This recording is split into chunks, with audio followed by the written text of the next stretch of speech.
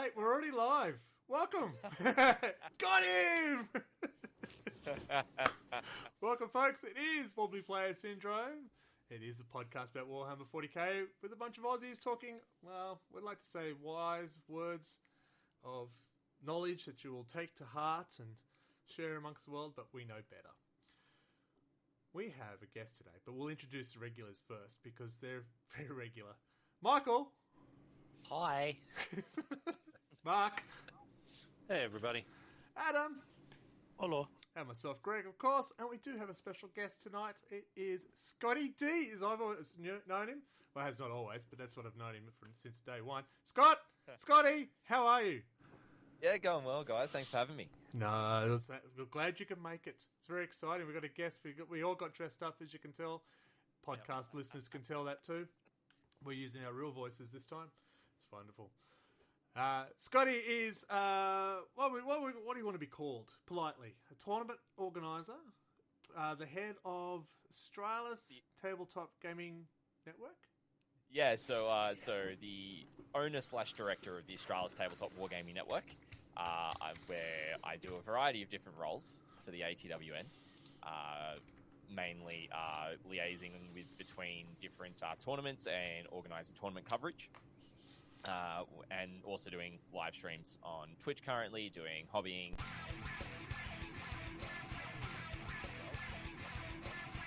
And yeah, been doing a lot of tournament organising, running events for a decent while. Brilliant. Awesome. Thank you very much for the follow that just came through. It made me jump 3 feet high rising. Oh my God.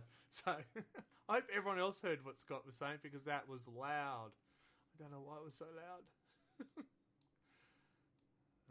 But thank you for joining us. I'm very excited to talk to you about how to run a tournament and how 10th edition has actually had their influence, where that sits.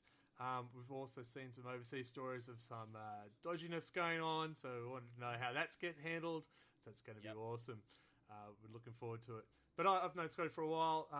We've played a couple of games of 40k. I think it's 1-1 at the moment. We still haven't organised that deciding match.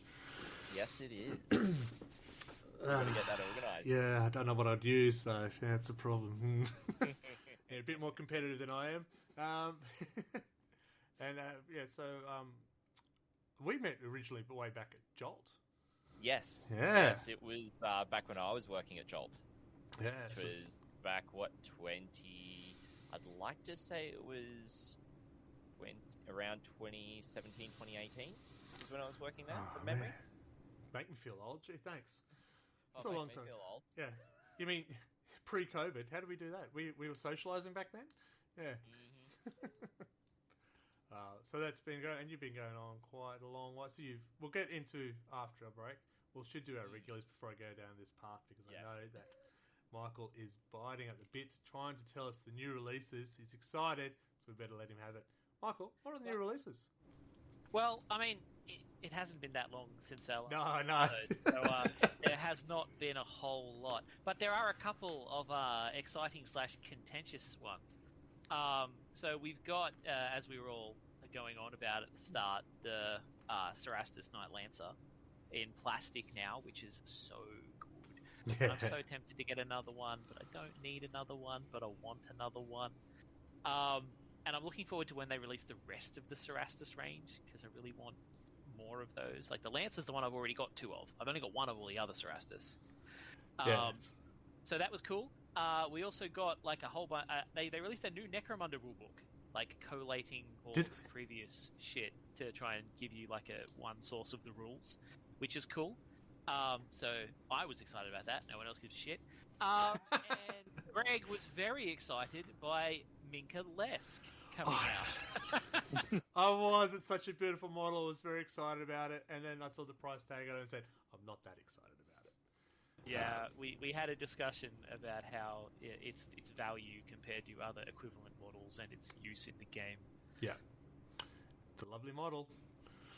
It's a very expensive Castellan as well. Get out of the bloody... My cat wants to become a space marine. Sure, why not? And normally it's my dog causing the issues. Yes, I'm sure they've got a filter for that. Yeah, it's a beautiful model. I don't know. That price point is just for an Imperial Guard. I think that's what. If it was a Marine, a special character Marine, it feels different. But it's not a playable special character. Well, It's I mean, just as in she has her own rules, is what I'm saying. Yeah. Yeah, she's absolutely playable. Yeah, she's playable as you can put in her role, but I think I'm also in the same way that a Green Army man is proxyable into Imperial Guard. Oh, Yeah. not in the same way. She actually is a Castellan. and she's not a man. Yeah. But yeah, Yeah, I think I'm also struggle for me to get excited about Imperial Guard at the moment, the way they've been treated. But yeah, that's me. That's a me thing. Because I'm another episode. Yeah, because I'm a Catachan player. I can't be a Catachan player anymore. So that's a me thing. there's a lot of Space Marine players who feel the same. You know, Yes. Every army's like that right now, basically. It's true. I have a Space Marine army that's green. Yes. Yeah. So that was uplifting. Yeah. Right, let's move on to something exciting. Oh, that's right. Let's do all the hobby report. So there hasn't been much in the hobby report because it's been only 2 weeks since we last did the last episode. So I have a feeling 2 weeks, yeah. Yeah. Oh, look there. No. You can't expect me to have painted anything since Tank Day. Come on. Yeah. So here we go. We have radio mic only. There you go. You've got some grey stuff showing up. It's not even 40k. I'm sure I've posted some 40k in the last 2 weeks. Well, there's the salamander that Yes. I built. Yep. And other than that, I've got a bunch of BattleTech stuff. And I built like frickin' Strike Force Agastus, and I renovated my old Ironclads, and I finished building Leviathan. Like, I have built stuff. I even built the Chaos Lord in like this last fortnight. Ah, I didn't see a picture of that on your Yeah, social. I definitely posted a picture of the Chaos Lord. I stalked you well and truly. I couldn't find it.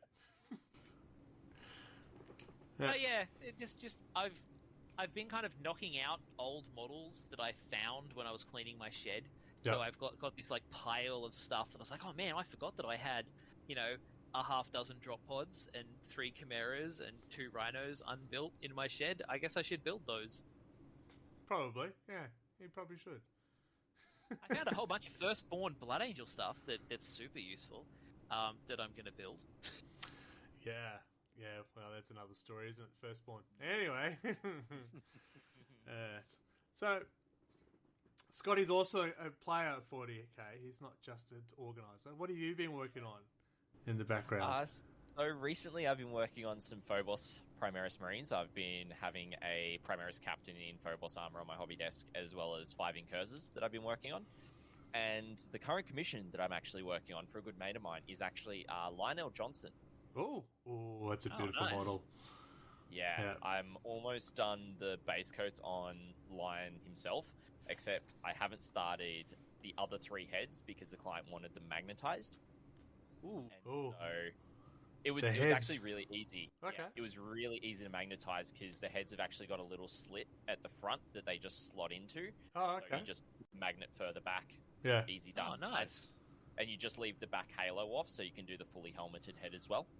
Very nice. So basically, he's now got a summer look, a winter look, depending on the conditions. Should be good. Yeah. It's a bit chilly. Yeah. I'll get my ears tucked Malibu away. Lion has a different hat.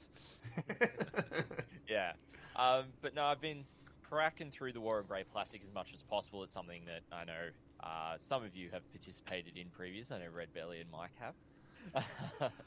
Participated, failed. Yeah. No, I was thinking to myself, I should have signed up for that this year. I've worked on the war on grey plastic of increasing it. Yeah.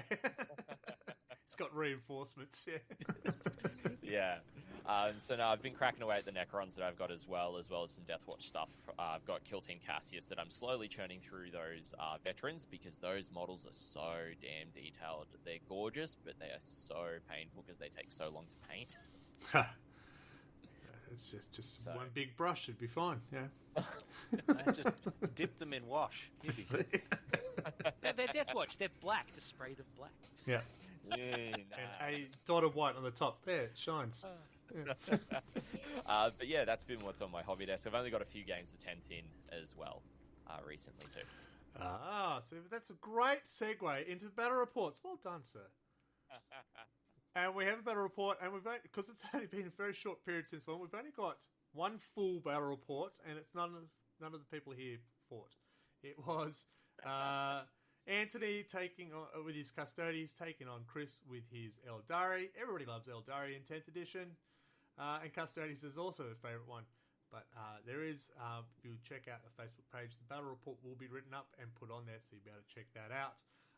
Do I want to give away the ending? Of course I do, because I'm that sort of person. It was a hard fought.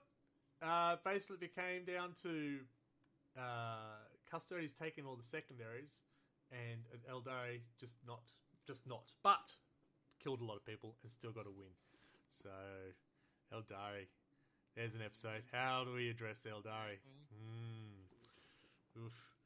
The only other battle report we got is one of the newest members to our ladder. Yeah. All right, there.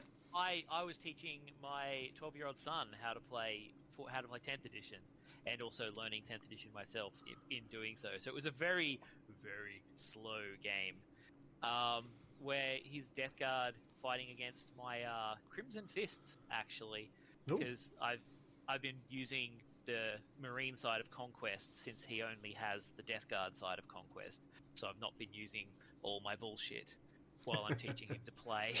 Yeah, that's fair. It's a responsible parent type of thing. Respectable. Yeah. And it was interesting kind of coming to grips with the way line of sight through ruins and all that stuff works in the new game, and all those little changes that they've put in there. And basically we called it a draw because I had to cook dinner. And I was winning on VPs, but he and Typhus and a bunch of Death Shroud Terminators were about to do bad things to my warlord, so I figured he was in a good position to take the lead back. Yeah. Nice. That's good. I think 10th feels like it's an addition to get new people involved. The mechanics of the game seem to flow a lot better, and it doesn't have the bloat yet of the codexes and stuff like that. So, and it's a lot easier to hand someone a stack of data cards, because I picked up the data cards and I was like, "Here, Alex, this is what's in your army. Here's your cards." And it was way easier for him than having to flip back and forth through the codex trying to find things. That is very true. That is very handy. I think I've played a couple of games, and most of us have all played games now, so the game itself seems to go well. The longest part is learning your army. Yeah. Even if you could beat someone to death with the Marine data cards. They got a lot of units. Yeah, just take out all the firstborn, you'll be fine. Well, that's literally their excuse for why they're doing it, because there's too many fucking units in the book. There is. But they're going to add more. It's not like they're going to go away. Like, what are we hearing? The scouts will be changed to neophytes. Yeah, so don't throw out your scouts yet, people. Yeah, then that's the idea. That would probably be a new unit. So all Marines can have something similar to that. You can use your scouts. So I thought, there are too many. They do need to colour it a bit. Oh, you're going to add more? Well, yeah, that makes sense. Well, I mean, look at the characters and how many different character variants there are in terms of, like, Captain, for example. There's, like, 6. Yeah, well, I think they should release a new lieutenant. It's been a while. No, they should release Lieutenant that's multi-part that they released in Augustus that hasn't actually been released, and it's going on, 4 months now since they released the Augustus box? Yeah, I was looking 4 up months and we Brutalis haven't got a Dreadnought new the other model. day. And I was like, I can't actually get the Brutalis on its own. No. Nope. I was nice really model. surprised by that.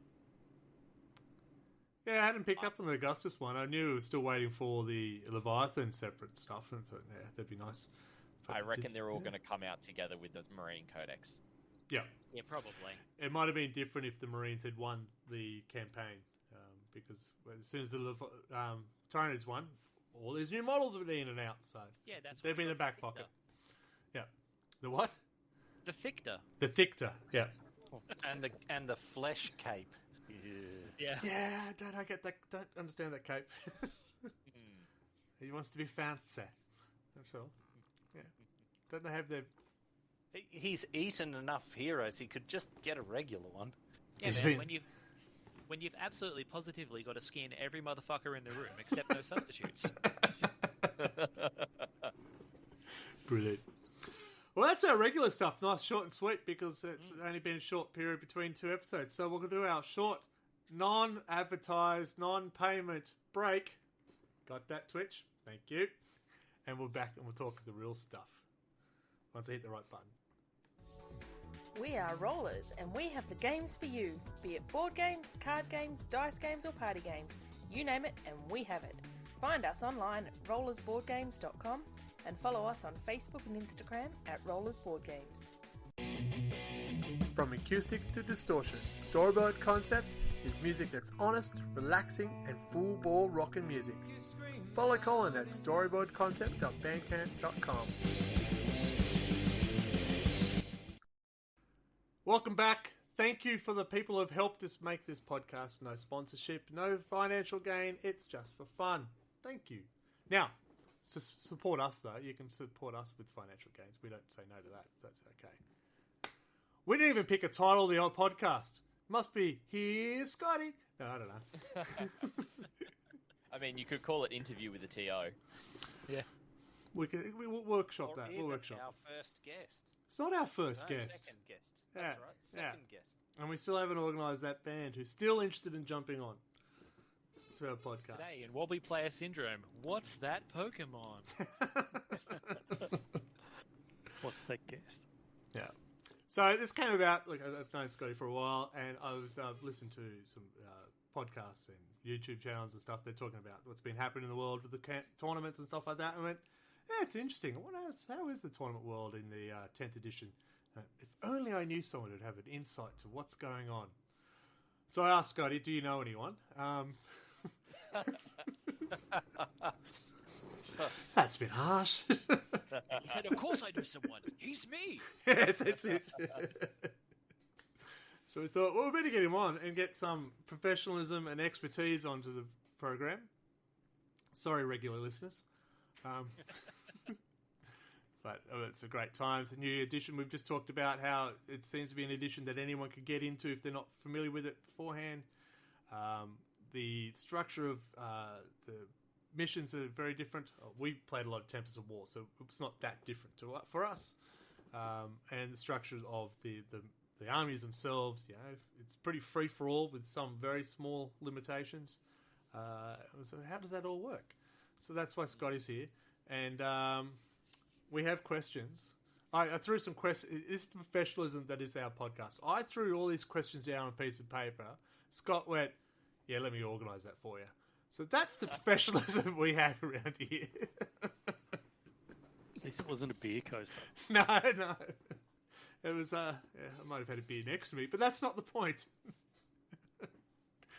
But, yeah, so you've been, now, I didn't realise that he was a tournament, or I didn't clue on that you've been a tournament organiser longer than you've been a Twitch streamer. So he's going, yeah, I've been doing this for ages. Like, what? Because I knew you were broadcasting, what's the right word there? Covering through Twitch other tournaments. But you weren't organising those ones. You were just the media, right? Primarily, no. Yeah. I was just the content creator on site, the pundit, the commentator, whatever you would prefer to use as the term for that kind of role. I got to ask, the shirt you wear, as gorgeous as it is that a choice? Is that your marketing shirt? No, that is personal choice. So if you look at any of the Games Workshop streams where they have guys like Paul Murphy or Nick Nartavati, they're always in suits and they've always got loud shirts. Yeah. And so to kind of be like, well, if they're doing it, why don't I? Yeah. And having previous experience in menswear and retail, I was like, I got plenty of loud shirts. Easy. Yeah. Now, I have put your social link up on the chat, and I will do it again throughout the thing. But please make sure you are listening, and we'll also you'll say it out loud to people who are listening to the podcast, because it's hard for reading when it's only the ears. Yeah, but we'll put that link there. Absolutely. So, if you've been being a tournament organizer longer than I know, how did you start? Why? Why are you a tournament organizer, and how did you start? Okay, so I'm not originally from Canberra. I moved to Shock. Canberra for uni back in 2014, and this was, I think, 18 months before Jolt opened was when I moved down. I think Jolt opened 2015 from memory, or it could have been 2016, one of those two years.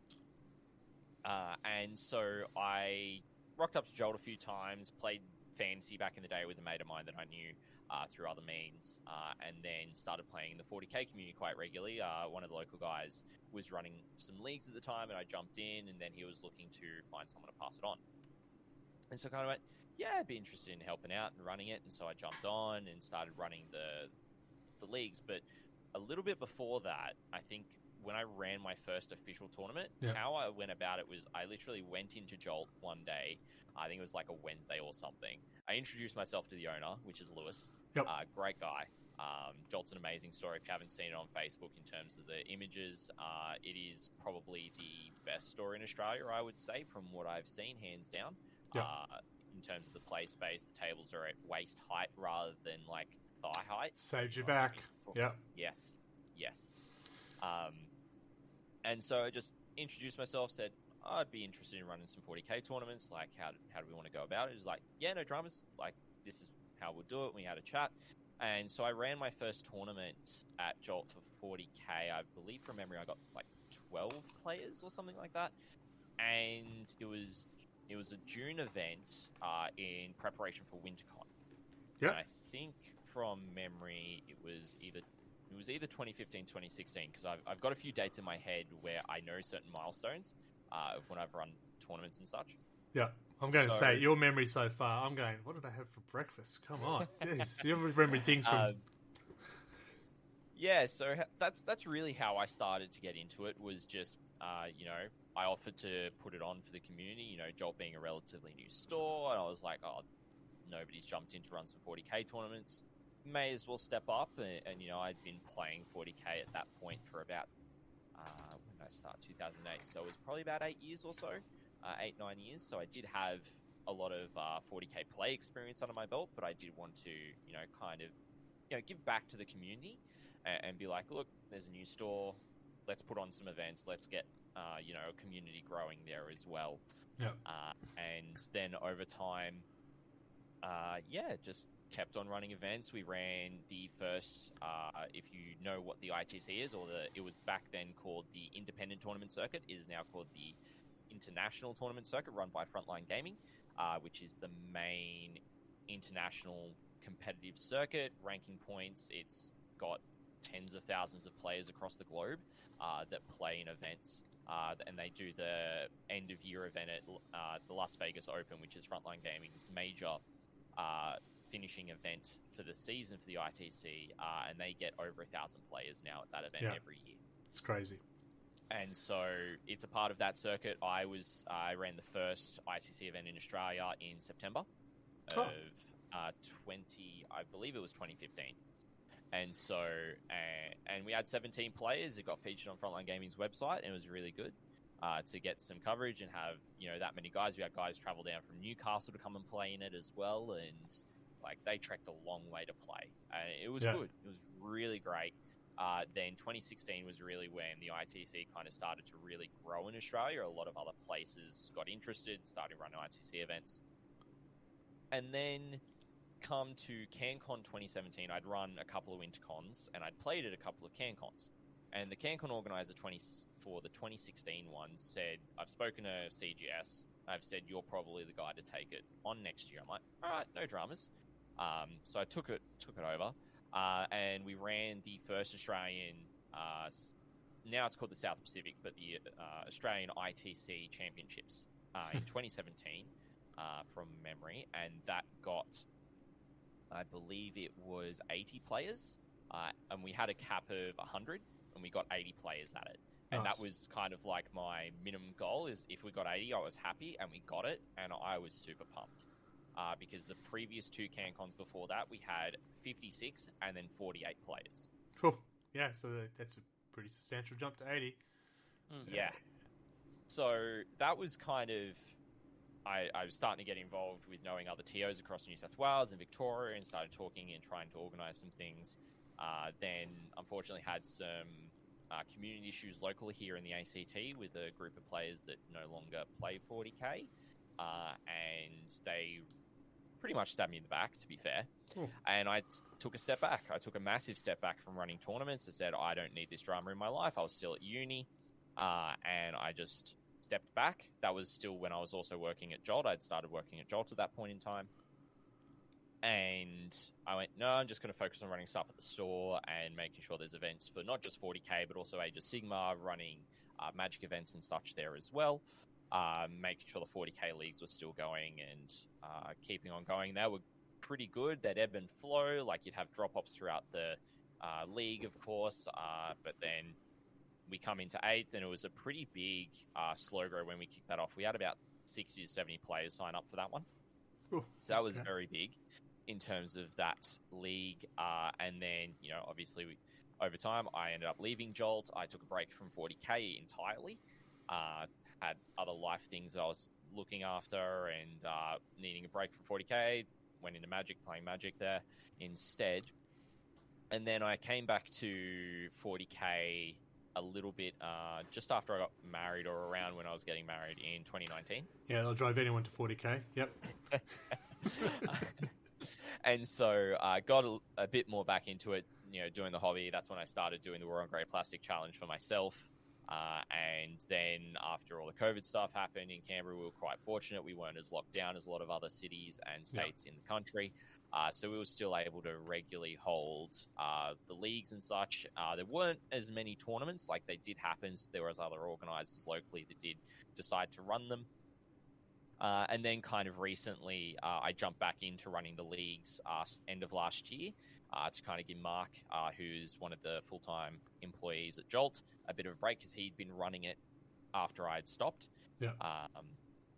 And then also one of the guys who was running the single-day tournaments, he then moved, so then I jumped in with a group of guys that I'm coordinating with to run the one-days at Jolt for the Grim series.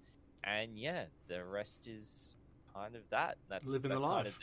That's kind of the history of me as a TO. So I've run some relatively large events. I've attended larger events than I've run. Yeah.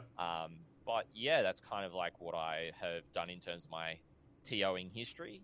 And the reason why genuinely is just to serve the community. Because I'm the type of person that if someone's not there doing something already, I'm happy to step up to the plate and say, I'm happy to not play so that you guys can all play. Yeah. And I'd rather facilitate that rather than try and run the tournament at the same time as playing in the tournament. And I've got some professional opinions about that as a TO as well. Yeah, I do the same. If I see someone, especially if they've got Eldari, I'd rather not play. I'll let you play. No, that sounds great. That's fantastic. So,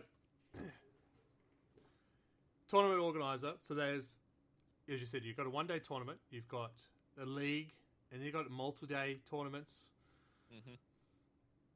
What's involved? I don't know. Where do you start with that? I mean, you just sort of put your hand up and said, yeah, I'll look after that. I'm assuming it's not as easy as, yeah, I'll look after that and just plug and play. Yeah.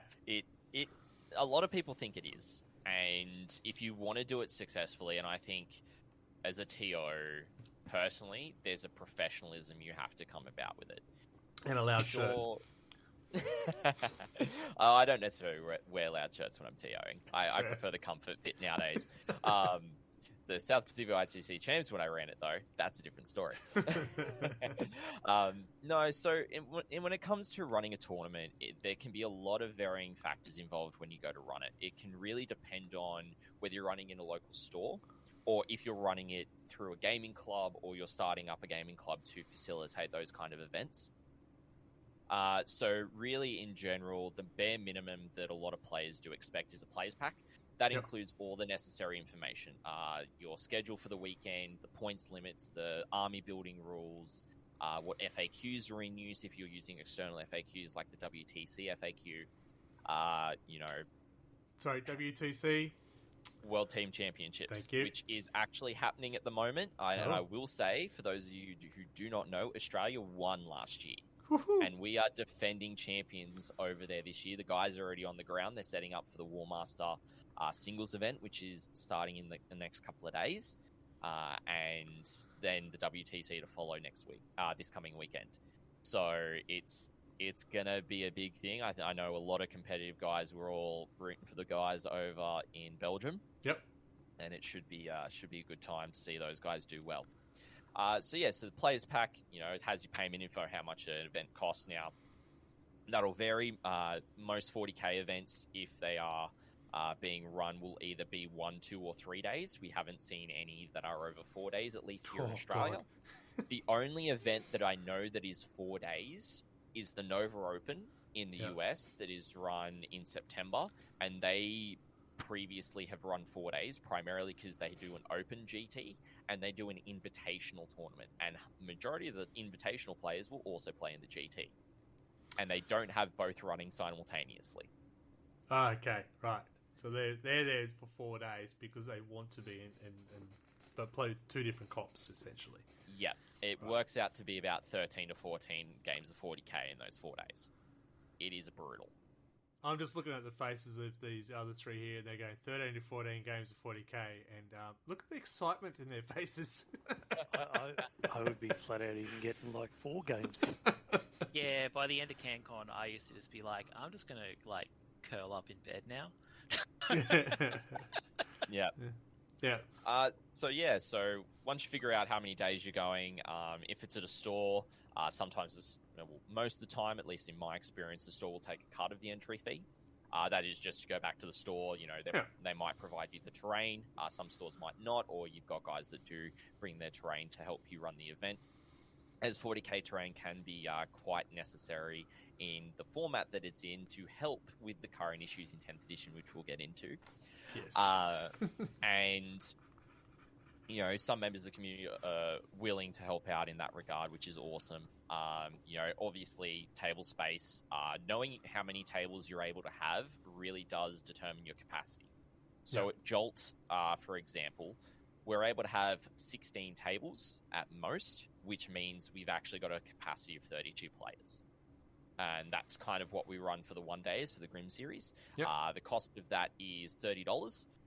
So what we'll do is then Jolt takes their cut, and then the rest of that goes back into the prize pool. Sometimes we also do save a bit from the prize pool to actually go and purchase terrain for the community as well. So that is one way you can handle things if you're wanting to get better terrain for your local community. And then it's up to the TO whether you do list submission or not. Generally, if it's 2 or 3 day tournament, the tournament organizers will ask for list submissions, so they're able to make sure everyone's running a legal list. There's nothing that, no one's running an extra 100 points, no one's running more than 3 or 6 units in their list now. They're not running more allies than they should, things like that. And it's the TO's responsibility. He may have a couple of people that aren't playing in that tournament that will check lists. And then you need a software. Now, the most prevalent software at the moment is Best Coast Pairings. They came onto the scene way back in 2017, and they have become the most commonly used pairing software. It's not just used for 40k, it's used for Age of Sigmar, it's used for Magic, all these different games that you can use Best Coast Pairings for. There are other softwares out there. I actually started off with using just Excel myself. Fair enough. For 80 people, why wouldn't you? Not for 80. We did BCP for the 80. Now, this was back when BCP had server issues, and CanCon was the same weekend as LVO. And LVO was around 500 players that year. So you can imagine what the servers were like. And so BCP crashed around 2 for us. But that was years and years ago. It's a lot better than what it was back then. And that's why I ran a backup at the time, because I was like, if BCP goes down, we're screwed. So I had a backup, and I used WarScore. So it's a Java-based program, a lot more customizable, but you have to know how to customize it when you're going to go use it. The other thing that a lot of TOs will consider is how to do your prizes. So, are you doing first, second, third?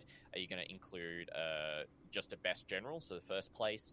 Are you going to do something that's called the Renaissance Man or Woman, which is the person who has the highest battle score and the highest hobby score combined? Best sportsmanship.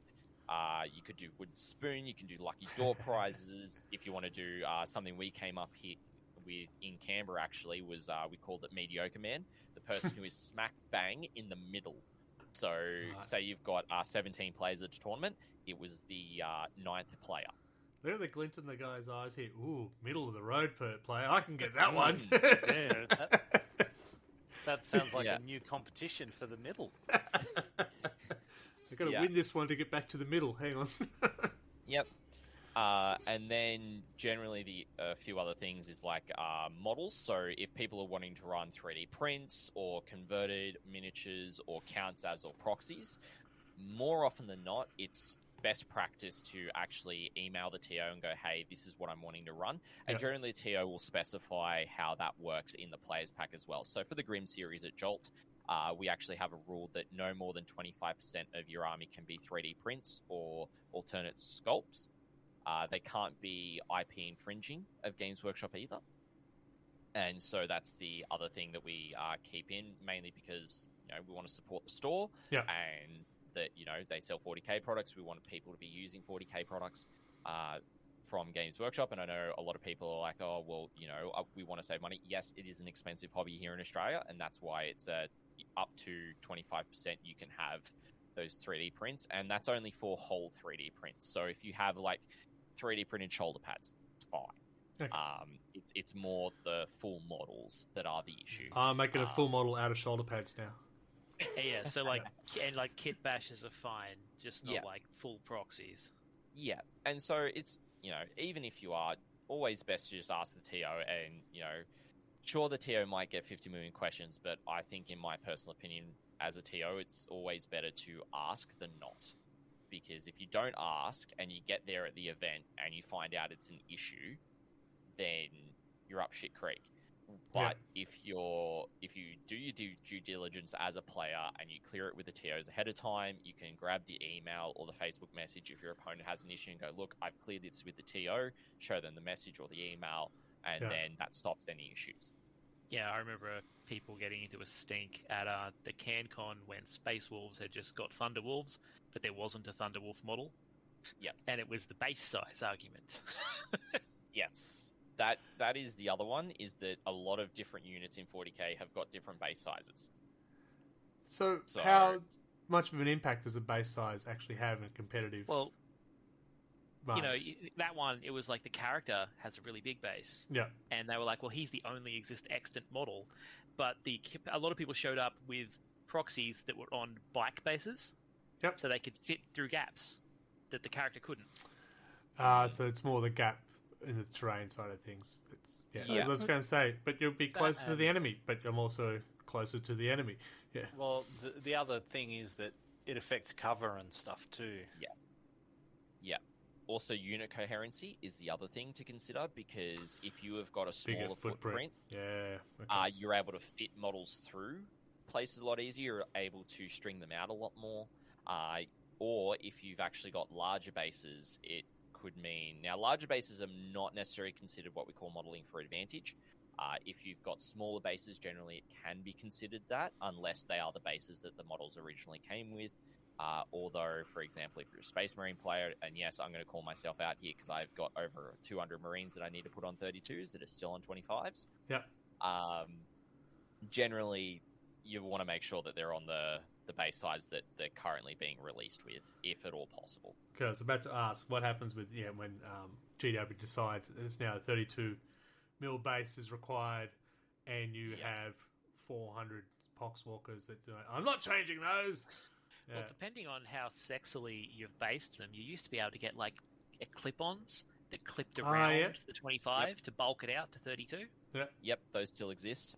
The other way, and this is probably the method I'm going to do it because I've got a bunch of 32s, I'm just going to shave off the sides so I keep the basing, and then I'm just going to put them on a 32 and then fix up the rest of the basing. Yep. Done. That's that what makes I did sense. with I like it. my 30k breaches, because I started building my 30k army before the 32s came with the models. Yeah. And I was just like, I just cut the edges off and glued them onto the top of a 32.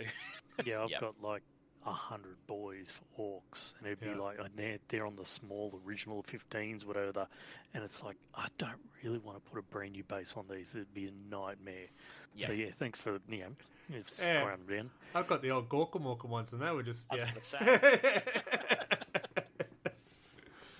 Yeah, it barely caught I a mean, I could base. see people abusing bigger bases too, because you can screen better from deep strike and stuff when you do that. Yeah, nowadays that is correct. So if you've got bigger bases, depending on the unit size, you can actually string it further. And so, you've got to make sure, as best as possible, they've got the right size.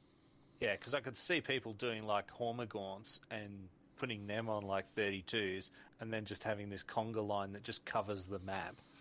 Yeah, no, 32. When you said Ormagons, I'm going, put them on the 50 mil base. That'd be great.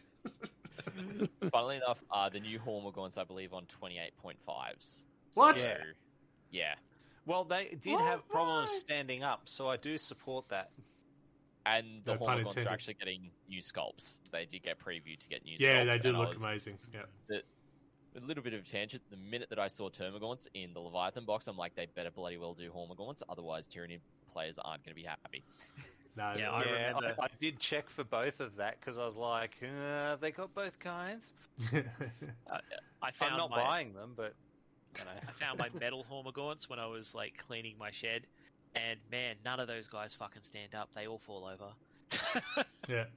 Mm, It's just blue tack to keep them in the spot, wasn't it? mm. And a sinker on well, the they're other all side like to flinging counterweight. themselves into the air, and they're Yeah, on these yeah. little tiny bases. Yeah. It's like the Storm Boys for the Orcs. Yeah. you know, Yeah. They never stood on Yeah. right. So you Yeah. just wind up with a pile of models on the table. Yeah. That's how I play. Yeah. And so when you get to the next part in actually running the day, you need to do a play briefing at the start. Generally, you'll announce what the missions you're using either ahead of time. You might do a mission pack specifically for those as well. I know that there is the Leviathan GT pack that some tournament organisers will reference. They'll say they'll pick missions A, B, and C, for example, from that. I think there's 15 missions in that pack. If a TO decides to use deploy servo skulls as a primary mission, Oh, my God. the players are not going to be happy. No.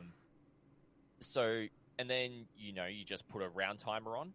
So what that'll consist of is you set that up in the schedule. So if you could say you're doing probably minimums 2.5 hour rounds is the minimum expected for competitive 40k nowadays, but anywhere between 2.5 to 3 hours is usually pretty good. A lot of places in Australia do between that time. I know the States do prefer 2 hours 45 more commonly. So it does vary geographically as well in Australia. You've got the guys over in WA, they will do things very differently to the way the guys in New South Wales or up in Queensland will do things. But it is starting to become a little bit more homogenized and a little bit more unified in that sense. And then throughout the day, if you get rules questions, you answer them as a TO. You look at your resources. I always like to have my rule book and access to my tablet that I run BCP on. I can pull up any of the index cards now for 10th edition and go, all right, what's the rules? And also players are expected to bring everything they need for the game, so they should have their rules. They should have their dice, tape measure, objective markers, that kind of thing to actually play the game. And so if you look at the rules, you look at your rule book, and you just kind of facilitate and you answer the rules questions as best as possible. A bit of a best practice I also have is I keep a TO book where I'll write down any rules questions I get, the answers that I've given, so then any events I run in the future, if there's not an FAQ for that question, I will actually maintain the same ruling. Nice. And then, you give players updates on their time. Generally, say you're doing 2.5 hours, you'll say, all right, hour and a half to go in the round, let everyone know. Then you'll do an hour. You might do 45 minutes, but you don't necessarily have to. You could do half an hour, but I definitely recommend doing half an hour, 15 minutes, and 10 minutes. And then 5 minutes as well, and then dice down. And usually it's a pretty hard dice down. And you'll find that sometimes players won't get full games in. They might get to turn 3, turn 4. All right. So in that time. What happens then? Because we're not the quickest players of the game. Yeah, because I was going to even ask about things like scheduling in lunch, because we're really bad for never, ever eating, and then you get hangry people at 4 in the afternoon. Yeah, so to answer Greg's question first, and then I'll get back to yours, Mark. So when it comes to if dice go down in terms of like on the schedule, you've set a specific time of things that have to happen. And if you're not able to get those scores in on time, you might be able to notify the players of what the next round is in time for that round to start, and it can have a knock-on effect for the rest of the day. Yep. It does happen in smaller events. If you're running, say, a combat patrol tournament or a 1,000-point tournament, and you're running 4 or 5 rounds in a day, if at round 3 after lunch people are, taking their time entering their scores, and it takes 10 minutes for people to get them scores in, that 10 minutes then knocks back the schedule by another 10 minutes total, and say you need to be out of the store by a particular time, and you've got half an hour at the end to do prizes and pack up, it means that you're then down to 20 minutes for that. Yeah. So being really hard can be dependent on the venue you're in. Yeah. So but when assume that the... happens, Oh, sorry. Yep. Generally, players will finish at the most common point. So if they've just started a new turn, which generally they shouldn't, you always, when you do those 15, 5, and 10, I always say make sure you finish on even turns, which means that both players actually get their side of the turn. Yeah. If they decide to start and someone gets to turn 4 and someone doesn't, I think the preference always is to go back to the end of turn 3 scoring, because it's unfair otherwise.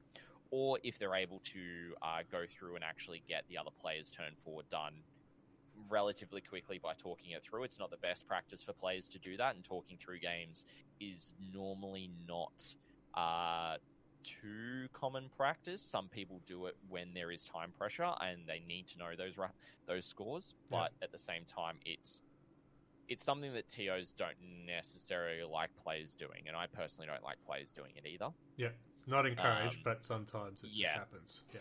Yes, and so you get the scores. They should be at where it is at the point of the game. So for example, if it ends turn 3, the player who goes second doesn't get to score at the end of their turn. They get to score at the top of their command phase for their primary, for example. So applying those rules consistently is important when games do finish early. And then in terms of the schedule, as to Mark's question about scheduling lunch, yes, you always should schedule in lunch. Otherwise, you do get crabby players, because you don't want guys, say you start at 8 a.m. in the morning and you got a 3-hour round, or you start at 9 and you got a 3-hour round, and then you don't do lunch and you go straight into round 2. People are going to be hungry by the end of that game. Yeah. Always at minimum half an hour for lunch. If you can stretch it out to 45 minutes or an hour, depending on where you're at, and depending on the day of a tournament. Normally keep it consistent if you're running it over multiple days, however. Especially if you're playing it in like a big sweltering bloody hall at CanCon. People need drinks. Yeah. Do you have a dress code? Do they have to keep their clothes on at these tournaments? Because there's been a few years at CanCon that has not always been the case. So generally, that's more of a depends on the venue. If it's a game store, obviously. Yeah. But if it's, say, for example, at CanCon, there's actually, as the TO, yes, you're somewhat responsible for that, but at the same time, there are actually convention organisers that are the ones that should be enforcing those rules. Yeah. So it does depend on the venue, but more often than not, yes. The bare minimum, and I understand why it can get sweltering hot in Canberra at CanCon in 40-degree heat. I know, I've played in it. It sucks. Is it should be like bare minimum players, thongs, shorts, singlet, bare minimum. Yeah. I mean, thongs on your feet for your overseas people. Yes. Flip-flop for you Americans out there. I'm wearing the Nurgle shirt, not the Slanesh shirt. Yeah. But also, like, just in general, it's always good to practice good personal hygiene when you're playing at tournaments as well. Yeah. Just so then you're able to give you're able to be presentable when you're playing at events, and you're not causing your opponent any discomfort. I believe we had an episode talking about the do's and don'ts at tournaments, and I believe that was raised. Actually, I think that was just in general. In general? Yeah. You're playing at my place, anything goes, mate. The cameras aren't always on. I think it was like a topical thing that month, wasn't it? Like, didn't like a tournament announce they were going to be banning players if they didn't wear deodorant? Yeah, I think it was. Yeah. Yeah, it's starting to become a bit more structured into the code of conduct for events. So I got millions of questions, but I want the others to make their noises. Alright, so I'll ask questions then. Alright, I just want to go back on some of the organisation. When you mentioned terrain, how do you define the terrain setup for a tournament? Is there a set way? Like, does that left-hand corner have to be the same as the top right-hand corner? And I've pointed the opposite directions because that's my math. So it depends on the event. Take for example, I was up at the Steel City Showdown, which was a 5-player teams event up in Newcastle 2 and a bit weeks ago. Yep. And they're running the WTC terrain format. What that means is that the World Team Championships have got a curated set of table layouts that the players are playing on. Now, in a teams format, the players actually get to choose what level of density in terms of terrain that they can play on, and they've got a set amount of how many of each of those tables they have access to. Oh. So you could go down that route. Sometimes, at Jolt, we don't necessarily have terrain maps because the terrain is so varied. Yeah. So it's generally common practice in those instances to make terrain as symmetrical as possible, so that there might be one difference or two differences on either deployment side to give players that opportunity to think and to think, is this deployment going to be better for me, or is the other one? And then that way it does give some tactical thinking, but also in some of the heavier competitive events, tournaments will do their own terrain maps. Like I believe the Dice Arcade GT in February that we were at did their own terrain maps as well. And so that was how, and it just depends on the event. So generally, if it's a 2-day event and terrain is consistent, like you're able to have the same terrain across all tables, more often than not, you'll employ either the same terrain setup principles or you'll do terrain maps. And you'll have that on the table so players can set up the terrain for that mission. If you're using the variety of different deployments, you want to make sure that the terrain is not going to be advantageous for the person going first on particular deployments. If you just have, this is the setup for the entire day, and you go through, okay, we're playing Dawn of War, Table Quarters, and Hammer and Anvil. Each of those deployments will require a different type of rotation on the terrain to actually mean that line of sight is obscured, there's not massive fire lanes from deployment to deployment. Yes, angles can be gotten, but you need to move and to get to those. Things like that is something you take into consideration. Because you don't want a player, if it can be avoided, to get blown away turn 1 and have 2/3 of their army killed, and it's like, cool, I'm already out of this game. Like, as a TO, that's just a poor player experience, and you want to provide the best player experience as possible. So I guess 10th edition probably kind of helps with that, with the way terrain works, in that where terrain is very descriptive and it doesn't matter so much what the terrain looks like. Like, a ruin is a ruin. As long as the ruin is the same length, it still blocks line of sight. It doesn't matter where the windows are. Previously, you could draw line of sight through a window, whereas now you can't. So as long as it's the same size ruin, it's got the same rules. So I guess that would help with that? Yes and no. So this is where we were talking a bit earlier about terrain and rules. Towering is currently a massive problem. Because the way that Titanic used to work in 9th edition was that if you're a Titanic model, you couldn't see through ruins, but units could see through you. Yep. They've now removed that with towering, so now you can see through ruins despite, as long as you've got true line of sight, doesn't matter whether it's obscuring or anything, you can still see through it. And so they've taken away that safety barrier for infantry, for vehicles that aren't Titanic, monstrous creatures, all that kind of stuff. Which means that Knights, Imperial Knights, we've seen Wraith Knights in Eldari. Also, I believe there's one other faction that's doing quite well. Oh, the Imperial Knights are very high up in the success. Yeah, I was about to say that explains why the Knights are rated so high. If they can, Chaos Knights aren't as successful as the Imperial Knights. They're not as strong. Yeah. So Knights, their faction rule of being able to reroll a hit roll and a wound roll is quite strong, and their Knight tenants, I can't remember the proper name for them, but yeah, Imperial Knights are doing a lot better than what Chaos Knights are currently because of their faction rules and the disparity there. But yeah, an Eldari on top of that with Wraith Knights before the Fate dice change, you were seeing players using multiple 6s on a Wraith Knight to do a ridiculous amount of mortal wounds through their heavy D cannons. And so by being able to Sorry, excuse me. being able to see through terrain, whilst yes, in some games it's not a problem, in others it is. Most commonly, if players and TOs don't actually have the terrain to block at least the bottom floor on all of their ruins, they will actually put in a stipulation at the start of the event going, yep, all ruins, for example, the first floor, even if it's got windows, are line of sight blocked. It doesn't matter if you can actually see through, you just play it as though you cannot see through them to actually give infantry and other vehicles and stuff actual cover and protection from the towering models. And that seems to be helping. Yeah. However, it is one of the poorly written rules of 10th edition. Yeah, I was with you, Mike. I thought it was improved, but again, not playing tournaments. So, because I know Ninth had overcomplicated terrain. Thought, oh, they've made it simple. And then we started playing it and going, actually, no, they haven't made it simple.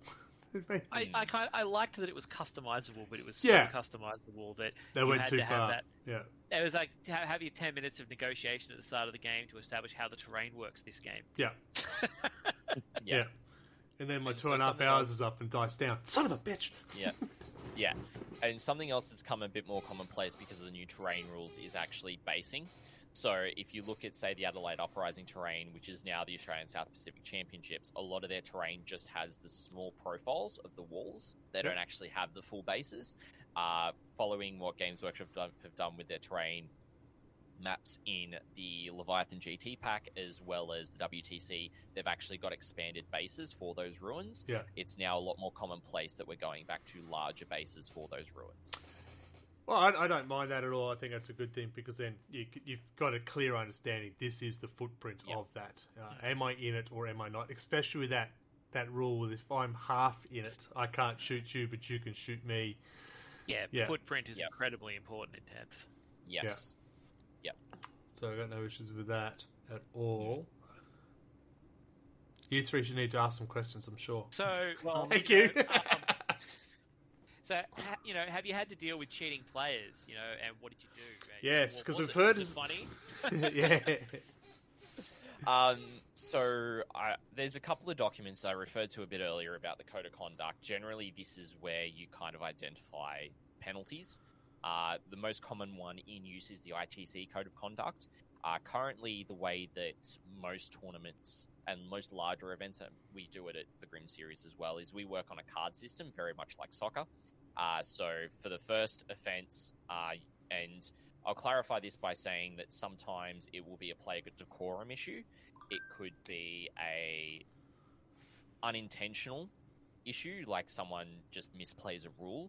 We don't necessarily call that cheating. That's just an unintentional misplay, but it is still considered a foul. It's still considered a cardable offence. Or you can have someone just down and outright cheating. It could also be someone arguing with the rules judge over a ruling that they've given and just arguing their point constantly. If you've seen a video done by Stephen Box of Vanguard Tactics that he was in, he had pretty much scooped his models off the table because of a French player who was consistently doing that. No, I watched that one too. To actual Games Workshop judges, and Mike Brandt was there as well. So the head of organised play for Games Workshop. And so it's really the way I do it, and I know different events will do it differently, is that first yellow card, okay, cool, this is your warning. Like, there's not going to be anything done, you've just got a yellow card. So you need to be careful about how you behave or how you play for the remainder of the event. If they get 2 yellow cards, it then becomes a red card. And this can be different depending on the event. Some events will go, if you get a red card, you're just disqualified, you're done. They eject you from the tournament, you're done. No refund, no nothing. My opinion is a little bit different when it comes to at least the Grim Series. I like to do it where, okay, that game is going to be a game loss. You're going to get 0 points for that game. You're also then going to be disqualified from prizes. This is your last warning, effectively. Then, if there's still an issue, they get another card, then it's a disqualification. You're out. What colour is that card? No refund. That is still considered to be because it's still a yellow, but it's on top of a red. So that's that's final. So at most, in my eyes, a player can get 3 cards. Yeah. I was going to say, you go with Formula One. What is it? The black card. Yeah, I was going to say the black You're card to be next. after Yeah, the race. yeah, that, Goodbye. or you need to insert an orange card in between. Yeah. Yeah. And so depending on the level of infraction or foul, you might have to give a player a red card straight away. If you catch them intentionally cheating in a game, if they're using loaded dice, that's an immediate ejection. They just got to dump in the toilet. They'll never get caught. No, so funny story about that one. They got found and caught. Yeah. With that before they went and done it. I know. The It was guy crazy. did it as his opponent was going to get salt to do the salt bath. And they still came up as the 1 and the 6 in the toilet. Anyway, and so it's really on the TOs or the judges' discretion. Now, depending on the size of a tournament, you may also have judges that are helping you. Because and my personal opinion is, for every 32 players, you should have an additional TO or judge. So if you're running 64, you should have 2 of you. If you're running 96, there's 3, etc., etc. So then that way, you're not having to run around to multiple people to make rules calls or deal with issues and such as well. Yeah. I personally have had to deal with play decorum issues most of the time. I haven't really had any rules infractions. It's more been play decorum, whether it's been, they've shown disrespect towards myself as a TO, or, 2 players have actually, not gotten along and they've almost come to blows. It's kind of like, all right, both of you's yellow card, both of you's step away. Yeah. Just as an example. Get him some lunch, man. Come on. But also saying that happened around 8 at CanCon one year. So 8 in the morning. No, round 8. Oh, round 8. So at 8 in the morning, get him some coffee. That might calm him down. And so really it can be the TO's discretion, and generally if you're using the ITC Code of Conduct, you'll say it in your players pack, look, we're following the ITC Code of Conduct, or if you're following something differently, you'll say it in your players pack. Just so then players know what's going on and the way that things will work if this does happen. And I'm always a firm believer of, Stephen Box's philosophy, always ask your opponent, if you think something's too good, always ask to see the rule. Yeah. Because if you don't, and then the player, that player is playing it incorrectly, and especially if they're not knowing they're not playing it correctly, they'll never learn from that. Yeah. Yeah, and I've seen it happen many a times. It's been unintentional, and that's happened. And having to talk with the TO if I'm covering the event, or being the TO myself and having to go, hey, that's not how that rules work. Unfortunately, I'm going to have to give you that a yellow card for this. Yeah. It's, no penalty, because I understand you believe the rule was playing a different way compared to that. Yeah. But going forward, please play it the correct way. How dare you force that on them? But just the old man. That's really good. Can I see that? Can I see that in the codex? Yeah. Oh, look, there's been games that I've gone, we've had a game, and then I'll send a message, Adam, I got that rule wrong. Sorry, mate, and things like that. My response is, Jesus, there's my win. Yeah. I make sure it's after it's been recorded to let you know. Absolutely. So, I love playing my games, Scotty, and the fear of playing a tournament actually scares the Jesus out of me. Right. Do you get a lot of new players coming in and wanting to play tournaments, but then don't know how to play tournaments? I'm just more like that, my first. I want to play a tournament, but I don't want to be the play against the bunny maxer and just get wiped. Yeah. Yeah. Yeah. So in my experience, I've been in that position. I played my first tournament when I was 18. It was a small, we called it Gong Hammer way back. It was 2013. I think we had 16 players, if that, at that event. And sorry, when you were 18, 2013. Sorry, 2013, yeah. All right. Yes. Bring in some youth into the podcast, thank you. That will help our demographic. And so, I know what it's like to be a new player playing at an event for the first time. And unfortunately, you will find the players that are the strong players. And sometimes you will get paired into them. And my advice in that situation is play your game, play the game that you want to play as best as possible. Most of the guys in Canberra, I can speak for the majority of them, are really good guys. Even the top players, the majority are great guys. And so, you will have a pleasant game against them. Even though they might be absolutely flogging the living crap out of you in the game, they're going to do it and make sure you have an enjoyable time. They'll make sure they're communicating and talking through how things are working, why things are working if you don't know that combination, or you haven't played against that faction before, because it's better to communicate that so you also learn. Because coming to a tournament for the first time, it might be like, oh, I've only played against a small group of friends, for example, here. Hello. You got Mike and Mark and Greg for yourself, Adam, and it's just like, you might be only used to playing against a certain amount of factions, and you might go into something, say, like Gene Stealer Cults. We have maybe one Gene Stealer Cult player locally, and so hardly anyone locally knows how to play into them. Yeah. And so you might play into it and go, I actually don't know how this army functions. Can you explain it to me? And it's kind of the thing that you have that conversation at the start of the game going, hey, I'm relatively new. This is like my first tournament. I'm sorry. You might say, I'm sorry if I take long to go through my stuff. I'm sorry if we don't get a full game in. But I'm still learning. I'm still, and just having that conversation as well is always a good thing.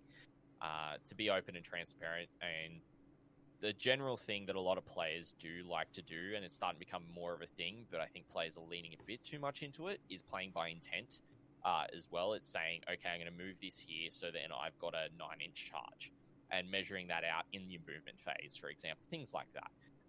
But playing that in the good way. But in general, a lot of people you'll play at tournaments are, not there to take names effectively and play for sheep stations. Yeah. There'll be maybe 5 to 10% that genuinely are there to do that. Some of them want to do well and want to play the best game that they can, but they also want to have fun. And because, if you win and you're not having fun, then what's the point, in my personal opinion? So that's something to always keep in mind. Yeah, I was going to say, do you get many of the win-at-all-costs players at the tournaments? It depends on the tournament.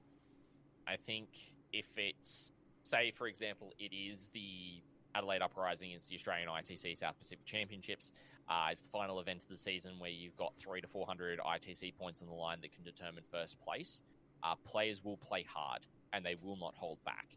And sometimes players can lose a little bit of player decorum because of that. I think it depends on the event you're playing in. So if you're playing in a Grim Series event, for example, they're casually competitive, and we make sure to advertise it that way, because we don't want people coming in and just absolutely kicking everyone in the nads for points at the end of the day. It's not ranked. We only do the ACT rankings for it, and even then the ACT rankings are super casual at the same time. So it's really about welcoming new people into the scene and having them play in tournaments. Like, we had a handful of guys playing at their first tournament at the Grim Series 2 weeks ago. And it was great to see, and everyone had a great time. There was a lot of veterans there as well who were like, yep, getting games in and just having fun. But everyone had a great time, and everyone made sure that everybody had a great time. Cool. And that's the thing, is like, you want people walking away having a positive player experience. And as players, and this is advice to everybody, if you ever played a tournament, never be afraid to go and talk to a TO and say, hey, I just haven't had the best game against this person. Their attitude wasn't the greatest, like their player decorum, just, they were a bit abrasive, they were a bit argumentative when rules came up and things like that. Always, if you feel like that and it's maybe your first tournament, always tell a TO, because a TO cannot see everything in a room. What?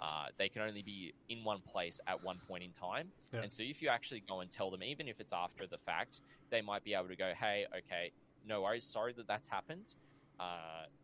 If anything else happens throughout the weekend, please just come and tell me. And then you can actually keep an eye on that going forward as well. You can keep an eye on that player if it's a potential issue. If it is a significant problem, it's a yellow card. It could turn into a yellow card for that player as well. Yeah. So that is just some other things to bear in mind. Because I've always wanted to play a tournament. It's just the more the fear of like being shot off the table turn one and going, oh, good game, thank you. But I mean, You know, as Like long as jumping you, into a game of Call of Duty. but you know, I mean, you know, I would turn around first person, get first tournament. Man, I've played many games, but first tournament, you know. That's the thing is, you should know at least your army, right? And should know at least how your army plays, and not be checking all the rules for your own army. There's times that you go, I can't remember what that hat does, but yeah. So that would be one bit of advice I assume. Know your army. Don't learn on the job. Yeah. On the plus side, a lot of tournaments tend to pair people so that if you get wrecked in the first round, you won't be facing the people who wrecked their opponent in the first round. So you'll kind of get paired with the people with a similar win rate. So you will get more appropriate challenge opponents as the tourney goes on. So I may get one win. Yeah. So, Mike is bang on there. So, first round will always be random.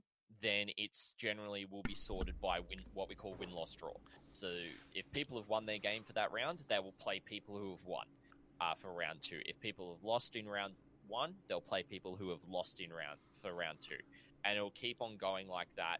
Say you're playing a 6-round event, you could end up with round 6. You might have only 2 players undefeated out that are playing at the top table. Yeah. Everybody else below that has taken at least 1 loss. So you could end up, playing in the middle of the pack. You've got 2 wins, 3 losses.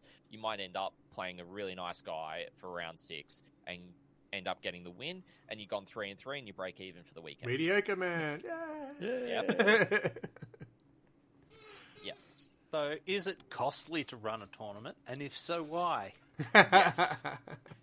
But it depends on the context. So if you're running an event at a store, it would depend on a few things. If you need terrain and if you need gaming mats, those are going to be your primary expenses outside of then the store taking the cut, obviously, and prizes. If you're running it at an external venue, the costs do increase significantly because you not only then have to source, you have to pay for the venue, first of all. You then have to consider insurance, public liability insurance, because you're having a number of people playing at that venue. Then you have to go on top of, okay, how many tables do you need? Does the venue actually provide tables for you to actually use? Or do you need to go out and purchase all your own trestles? Do you need the MDF toppers to be able to put on top of those trestles, to be able to put your gaming mats on? Do you have enough gaming mats? How are you actually going to create the battlefields? Do you have enough terrain? Are you able to ask people who are attending to maybe bring a table terrain if they've got one? Sourcing that from the local community. And generally in New South Wales, they're pretty good about that. One of the groups are the Down Under 40k guys. They actually will sometimes facilitate having their terrain and mats being hired out for an event, so you can just pay them per table to get a table's worth of terrain with a mat to be able to be used. So that is another thing you could have, and then you've got prizes on top of that. If you're in my line of work where you're doing tournament coverage and you want someone there streaming the tournament, that is another cost because we do charge at the ATWN to do the tournament coverage, and it mainly goes towards covering our costs. And then, if you've gone and spent money to purchase new terrain, you then have to either recoup that yourself, or if you're doing it over a large series of events, you may choose to take a personal loss on it and recoup it over time, but that's generally not recommended as a TO. I've done that myself. I've done the math on it myself when we were looking to move the South Pacific Champs out of CanCon. After I was running it, I did an extensive business plan as to what would the entry fees go to, what would the venue cost, what would go towards terrain, etc., etc. And for the 100+ players that I was looking at getting, it was going to end up being over 10 grand. And that's not even including, potentially organizing terrain to come in and assist. So it does add up. But if you're doing it with a local group or a local club that have already got terrain, they can definitely help you out there. And, I'm sure other organisers are more than willing to help as well. But yeah, to answer the question, it just costs varying amounts depending on where you're at. Yeah, because as a player, you look at a tournament entry fee and you're like, why is this costing so much? Yep. Generally, it hasn't been a transparent thing in terms of, where all the money does go to. in terms of events. Some events like, say, Battle in the Bush out in Orange that's happening in September, they've got $100 per ticket. Adelaide Uprising just announced for their 3-day tournament on the Australia Day long weekend over in Adelaide that their entry fee is $150. So depending on the number of days you run will determine how much your entry fee costs. It's also your background costs as well. And it could also be, if you're running in a store, for example, tournaments we run at Joel cost $30 to enter. You compare that to, Battle in the Bush, which is 2 days at, I think it's an RSL or another venue, where they have bar service and, air conditioning and all that fun stuff. You got my attention. Yep. Yeah. There's the 2.5 hours gone. Yeah. $100 to enter, and then as a player, it does cost you as well, because if you're traveling interstate, you have to pay for fuel, accommodation, food, your army, not just your entry fee. So there are other costs involved on the player side as well. Yeah. So just a few people chiming in. Welcome, first time chat, Mattis Ironheart. It's just saying costs do add up for events, but a bit of prior planning, talking experience event organisers does help out. And it's backing you up with adding your own terrain, mat, board, stockpiles, making things easier each time. So you start stockpiling. Yep. But then you've got where do you store it all? And yes, and there's the cost associated with that. It's still newlyweds, so they should still be talking to you. Right up until you stack a bedroom to the ceiling with terrain. It's when the child is actually sleeping on plastic sprues and there's the line. Yeah. Yeah. So you got to make sure you have that space to store it, or you have people that you have got working together in your team that you could potentially go, hey, do you mind storing X amount of tables and mats? And you just kind of share the load between people at that point as well. Yeah. So talk amongst yourself. I just noticed something wasn't working, so that's why my head's facing down here. But right. There was a question that was following about the. So here's another one. How big is the competitive scene locally? Thank you. That's what I was trying to get in to. Australia. All right. So locally here in Canberra, it's actually growing at a decent rate. I would say we've got anywhere between 20 to 40 competitive players that will play. That would also extend out to like Queanbeyan and such as well within the local scene. Generally at Jolt tournaments, we will get for the Grim Series anywhere between kind of 12 to 24 players, even though we do have a cap of 32. It's just, some people just can't make those weekends in the months, and that happens as well. But in terms of Australia, it is huge. You're looking at least on the southeastern seaboard, anywhere between 500 to 1,000 players minimum, is what I would say. Wow. And that's more if you play. So to put in perspective, if you play in one ITC event, you get one score entered as a ranking. Now, some players will just play at one event because they enjoy that event. Some players will travel and try and get as many points as they can for the season and actually fully compete for the top rankings. And they will play at as many events as possible, and then generally be larger events. So, for example, we've got on the network, we're looking at the TNA Open, so the Northside Alliance Open, which is happening first weekend of September. It's a 3-day event. They've got about 140 players in attendance. That's including Queenslanders, New South Wales players. I believe some Victorians are heading up and some South Australians. And then Adelaide Uprising is aiming for between, I think they're trying to achieve 250 to 300 players this year at their new venue, which is a lot. But you also might not get players who are willing to travel that far for an event, for example. So you might get people who just want to play in their local scene, and that's where they will play. They won't travel to events. They mightn't be able to afford to travel, and they will just want to play locally. And they'll get their points for being in the local scene, and that's fine for them. But there will be others who will travel here, there, and everywhere. You look at all the guys over the WTC at the moment. They've paid thousands and thousands of dollars to travel over to participate in 2 tournaments back to back, and then fly home to Australia. So, I guess, yeah, it's commitment. yes, very much so. Blacksword in the chat just say having additional side events like painting comps, does it add up to the number of entrants to the tournament as well, generally? So it depends on the event. Generally, in terms of doing painting comps, it's more in conventions. If you're running a larger 40k event, whilst yes, there is hobby prizes for painting, players' choice is also a common one where players will go around and pick their favourite looking army.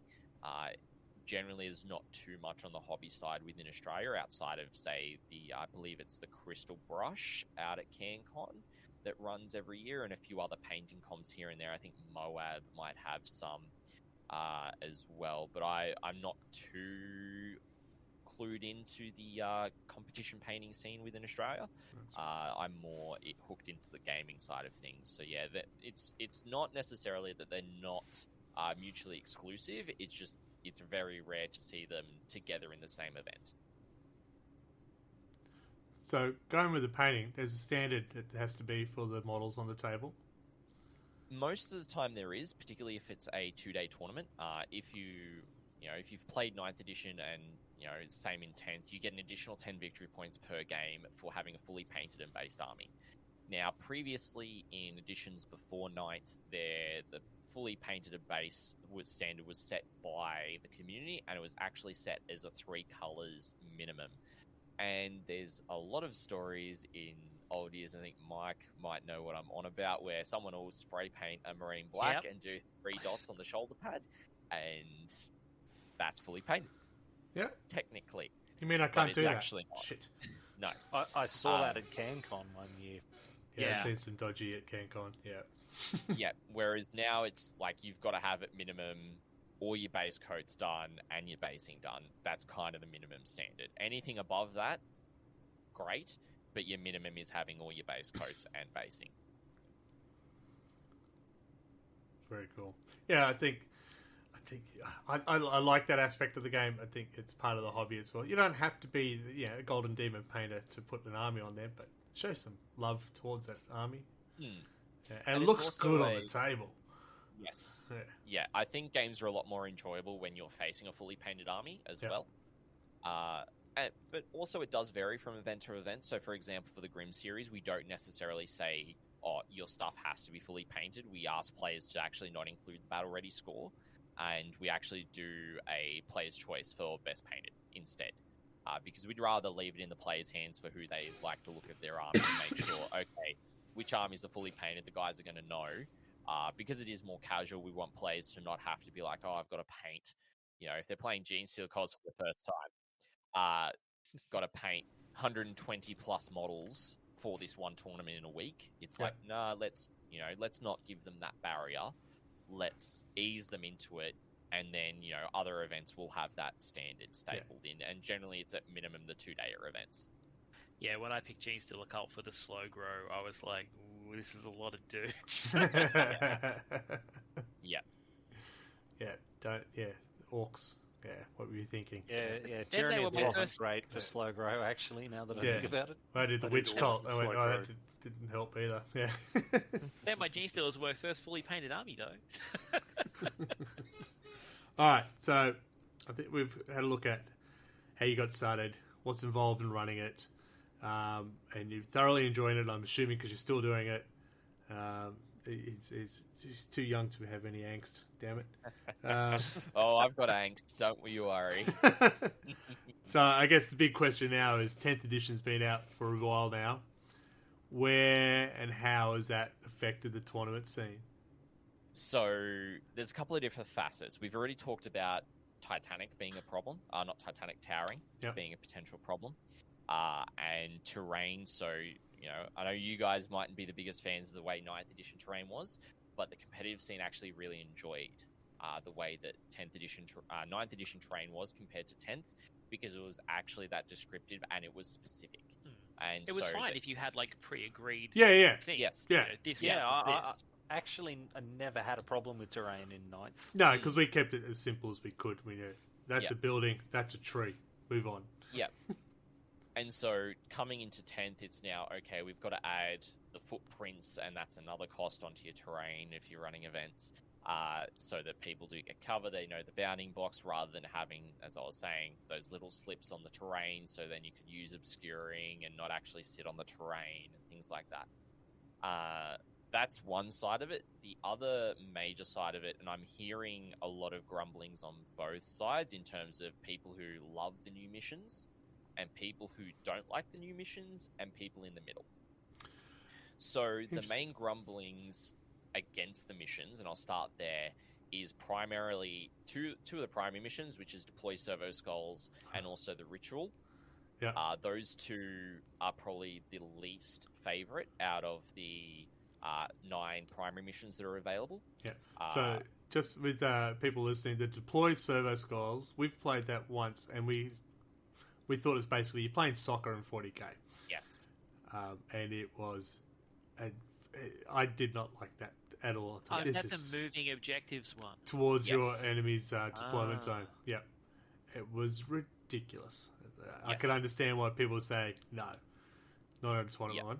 And the ritual one is you have to bring out, you do an action to bring a new objective marker onto the table. Yes. Isn't that the one we played? Correct, yeah. Yep. So most common place in terms of tournaments, people actually use 7.5-inch neoprene objective markers. And I know you guys have used them on Red Belly's stream as well. He's about to grab some, I'm sure. Yes, he is. Don't know what you're talking about. We'll go the right way up. Here, listeners. Those are actually the most commonplace objective markers used because they actually help with making sure that models are on objectives. So if you actually are touching that neoprene marker, you're on that objective. It's just easier. And so if you're having to move those, the Deploy Servo Skulls, it's a nightmare once all terrain's everywhere. Yeah. If you're having to deploy them for the ritual after the fact, it's a nightmare. Yeah. So those two missions are kind of the two primaries that a lot of TOs are avoiding. The GT pack for Leviathan does simplify the mission rules.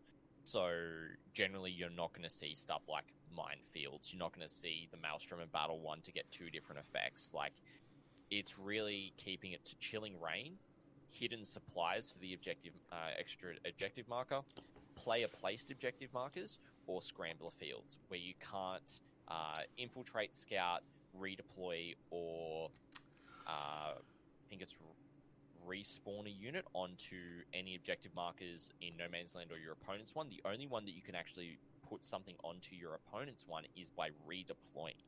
Yeah. We found this out over the weekend at Capital Clash. Satan can actually advance and they get redeployed, a Transcendent Satan, and they can actually be placed on your opponent's objective marker with scrambler fields, but they cannot be placed on No Man's Land. Wow. Interesting. Yes. That one, though, removing that scout and stuff, that could really hamper certain armies who sort of rely on the infiltrators' scout moves. Yes and no, because it's only limiting you to placing it onto objectives, whereas previously you couldn't do it at all in some of the 9th edition mission packs. Yep. So that's kind of the other mission rules a lot of people aren't using. You'll see maybe sometimes people just do Chilling Rain and Hidden Supplies, so you just do the extra objective marker. And that was what Steel City did. They didn't actually touch any of the other mission rules. So then the cards. I was about to ask, where's the secondaries coming to? Is it fixed, or do you allow the Maelstrom War style? It is player's choice. And that is by the GT pack itself. Now, I have my personal opinions that do ally with the negative side of things. I think it's incredibly swingy, and I've seen it multiple times now, where you can have a really close game on the table with next to nothing left for either side, or each side has got a decent amount of models left. Yeah. But one side has just scored dramatically one way and gotten all the cards that have gone their way on tactical, and the other side just hasn't. Yeah, we've had those games. Yeah, I was going to say, I think I've had a game like that with you, Greg, where it was really tight, but you had 1 billion points and I had none, because I just kept drawing cards I couldn't do. Yeah. And you kept drawing the objective you were on. Yeah. And then you get certain armies that just do not do well with, I need to move. I don't know how. Yeah. Yeah, and so if you're not playing a list, and this is where the 4 side does come into it, you can actually build lists into playing the tactical objectives. And you can build in such a way that you take units that you can go, okay, cool, if I've got to do extend battle lines turn 2, and there's an objective marker in the top left-hand side of the field on, say, you're playing table quarters, and you're not able to get any of your other units there, and you've got something in Deep Strike reserves, cool, that's going to go into that objective to score me that secondary. It's playing fast mobile units, and sure, you mightn't have all these super killer units in your list to just annihilate your opponent. You might have a lot of small units that are designed to go around and get those secondaries. But also at the same time, if you go with the secondaries and you go fixed, they are really limited. There's only 7 out of the 16 that you can choose from fixed, and they are not great. Some of them, Storm Hostile Objective, for example, is probably one of the more reliable ones, because you can go on and it forces a game, and if your opponent is probably going to come onto that primary and take it from you, you can then take it back and score points on secondaries, but there's really no real good second choice. The way that they've handled actions now is just, if you're eligible to shoot, you just don't shoot or charge, and you're able to then do that secondary. So when you compare it to the way that 9th edition was, where you picked your secondaries and it was just the primary that changed, the competitive scene actually really enjoyed that. And sure, objectives, secondaries did get updated kind of every 6 months, and we're expecting that to happen every 6 months. I think there's been a little bit of influence, and I don't see behind the curtain here. This is just from my personal opinion. I think Mike Brandt's had a significant influence in this, because he runs Nova Open, and Nova Open previously have run either you go with a fixed endgame objective in editions gone by, or you have progressive scoring over the course of a game. And so I think there's been a bit of influence there. And he has said that, and Stu Black's also mentioned this, that they've wanted to take the Tempest of War style and bring that into the competitive play.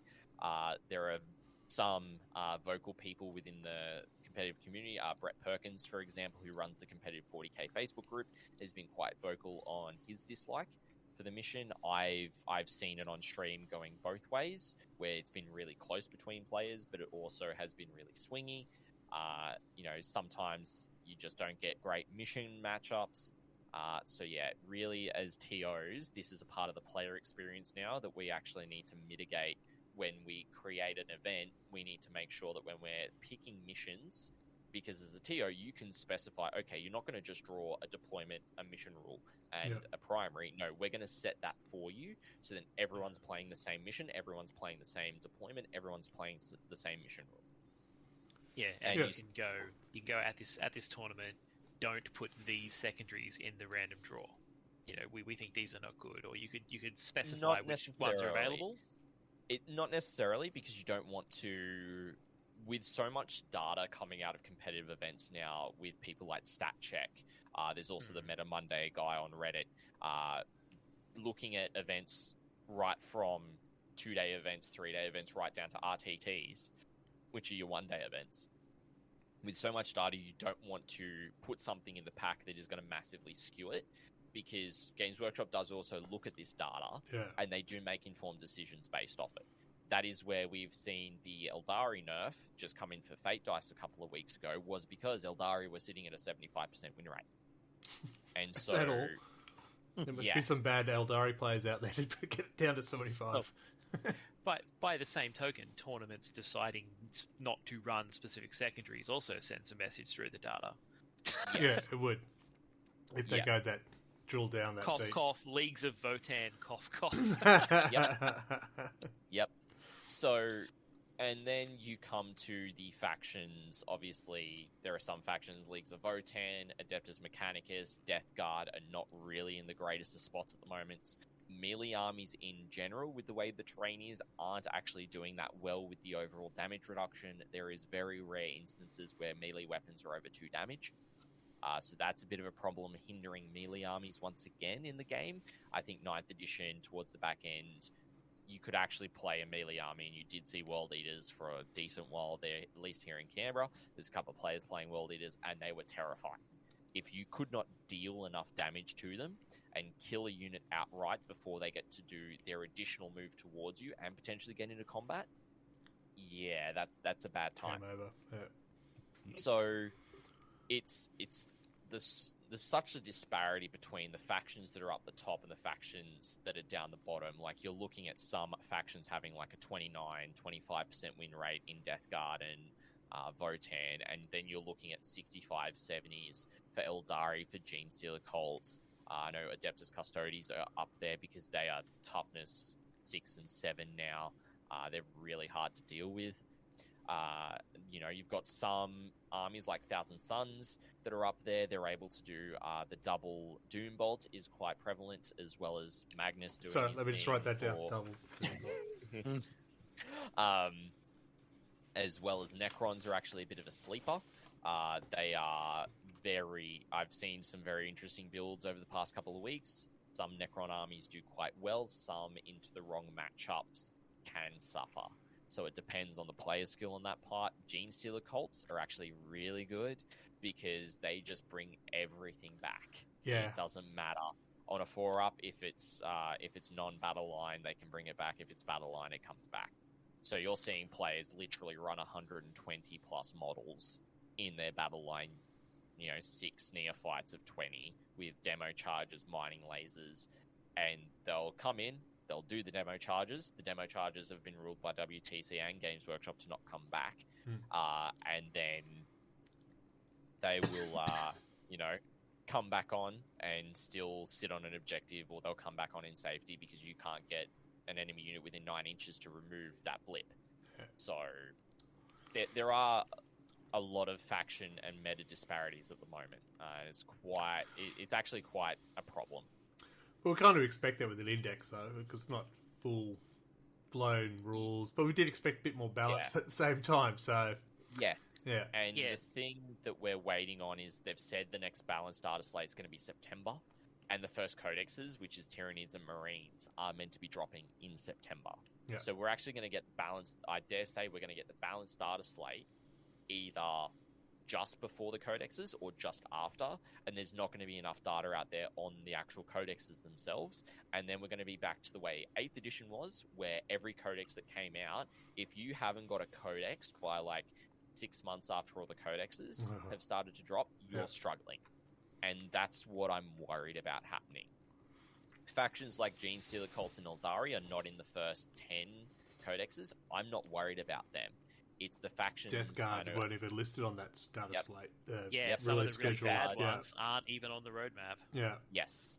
And those are the ones that, as a pundit commentator, I am most worried about, because they are going to continue to struggle, and they may even drop off the map completely because players will just stop playing them.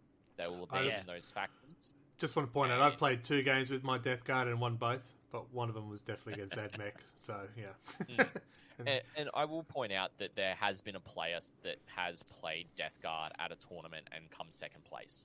So if you are a good player, if you are a faction specialist and you know what you're doing and you can build something into the current meta and beat the current meta, go for it. That was the one who was undefeated. They were the only undefeated player at the tourney, weren't they?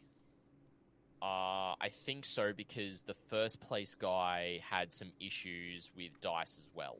Yeah, he got a free win that he lost because his opponent was found to have cheated. Yeah, that one. I think it was, and I think that person, that Death Guard player, even they were like, "Yeah, no, there is one specific build that works, and if you don't do it, you suck." Harsh. Yes. All right. Did he put that list somewhere? But yeah, 40k is definitely in the Wild West at the moment, and it will be the Wild West for at least the next 6 to 9 months until we have 2/3 of the codexes. Yeah, which is a bummer. This year was supposed to be my year of Votan, but it's kind of eased off a bit. Come play me, I've got Death Guard. We'll be fine. Yeah. Yeah. We've got Rob with his AdMech, so yeah, we're all top tier players. Yeah. So the general consensus is we're using the missions that we've got at the moment. We're trying to make them, the primary mission and the deployments and the mission rules as balanced as possible for players, and then leaving the secondaries up in the players' hands. And even Games Workshop's Leviathan GT pack has said don't use battle points, which is a common pairing metric, because you'll have your win-loss draws. Then what was commonplace in Ninth is you do battle points directly after it, and then you do other things like strength of schedule and such, which BCP allows for. Yeah, okay. Their recommendation is doing what is called, you do win-loss first, and then you do opponent win percentage, and that is the amount of games that your opponents you have played have won their games. So in a 3-round tournament, for example, every player's game win percentage will be at minimum 33%. So even if you lose all your games, because you've played against one player who is, say you play against they're last place and you play against the guy that comes second last, because he won against you, his win percentage is 33%. Yeah. And so that's how that kind of works. And then I actually tested this at Jolt the other week with the Grim series. We actually did that, and then opponent game win percentage. So how many times their opponents won against them, as well as another metric. So there's a lot of different metrics that go through, and then they do battle points after that, and then you do strength of schedule, extended strength of schedule. Like it's a full list of things that you can do in BCP, and everyone's still trying to figure out how to best do it. The one other way that you can mitigate the swinginess of the cards and how scoring works is using what we call the WTC scoring format, which is you actually, instead of doing the raw battle points from the actual scores, you do it on a 0 to 20 differential, where a 10-10 draw is when you're within 0 to 5 battle points of each other. And then for every 5 points either way, the winner gets an additional point, the loser gets 1 point difference. Yep. So say there's a 20-point difference, it ends up being a 14-6, for example. Or, okay. Actually, no, it's 13-7. So you could do it that way as well, and that would mean it's not as swingy in terms of the battle points, but then you're putting another metric in over the top of that to help try and alleviate the swinginess of the cards. Yeah, okay, I think that's what CanCon used to do back when I did it. They had, you draw, minor victory, major victory, slaughter or something, or massacre, I think the top one was. Yeah. So have we, are we using, like the battle, or the power level type stuff for the list building in tournaments with 10th, or have we devised a better mechanism? How are we dealing with the swinginess that can bring?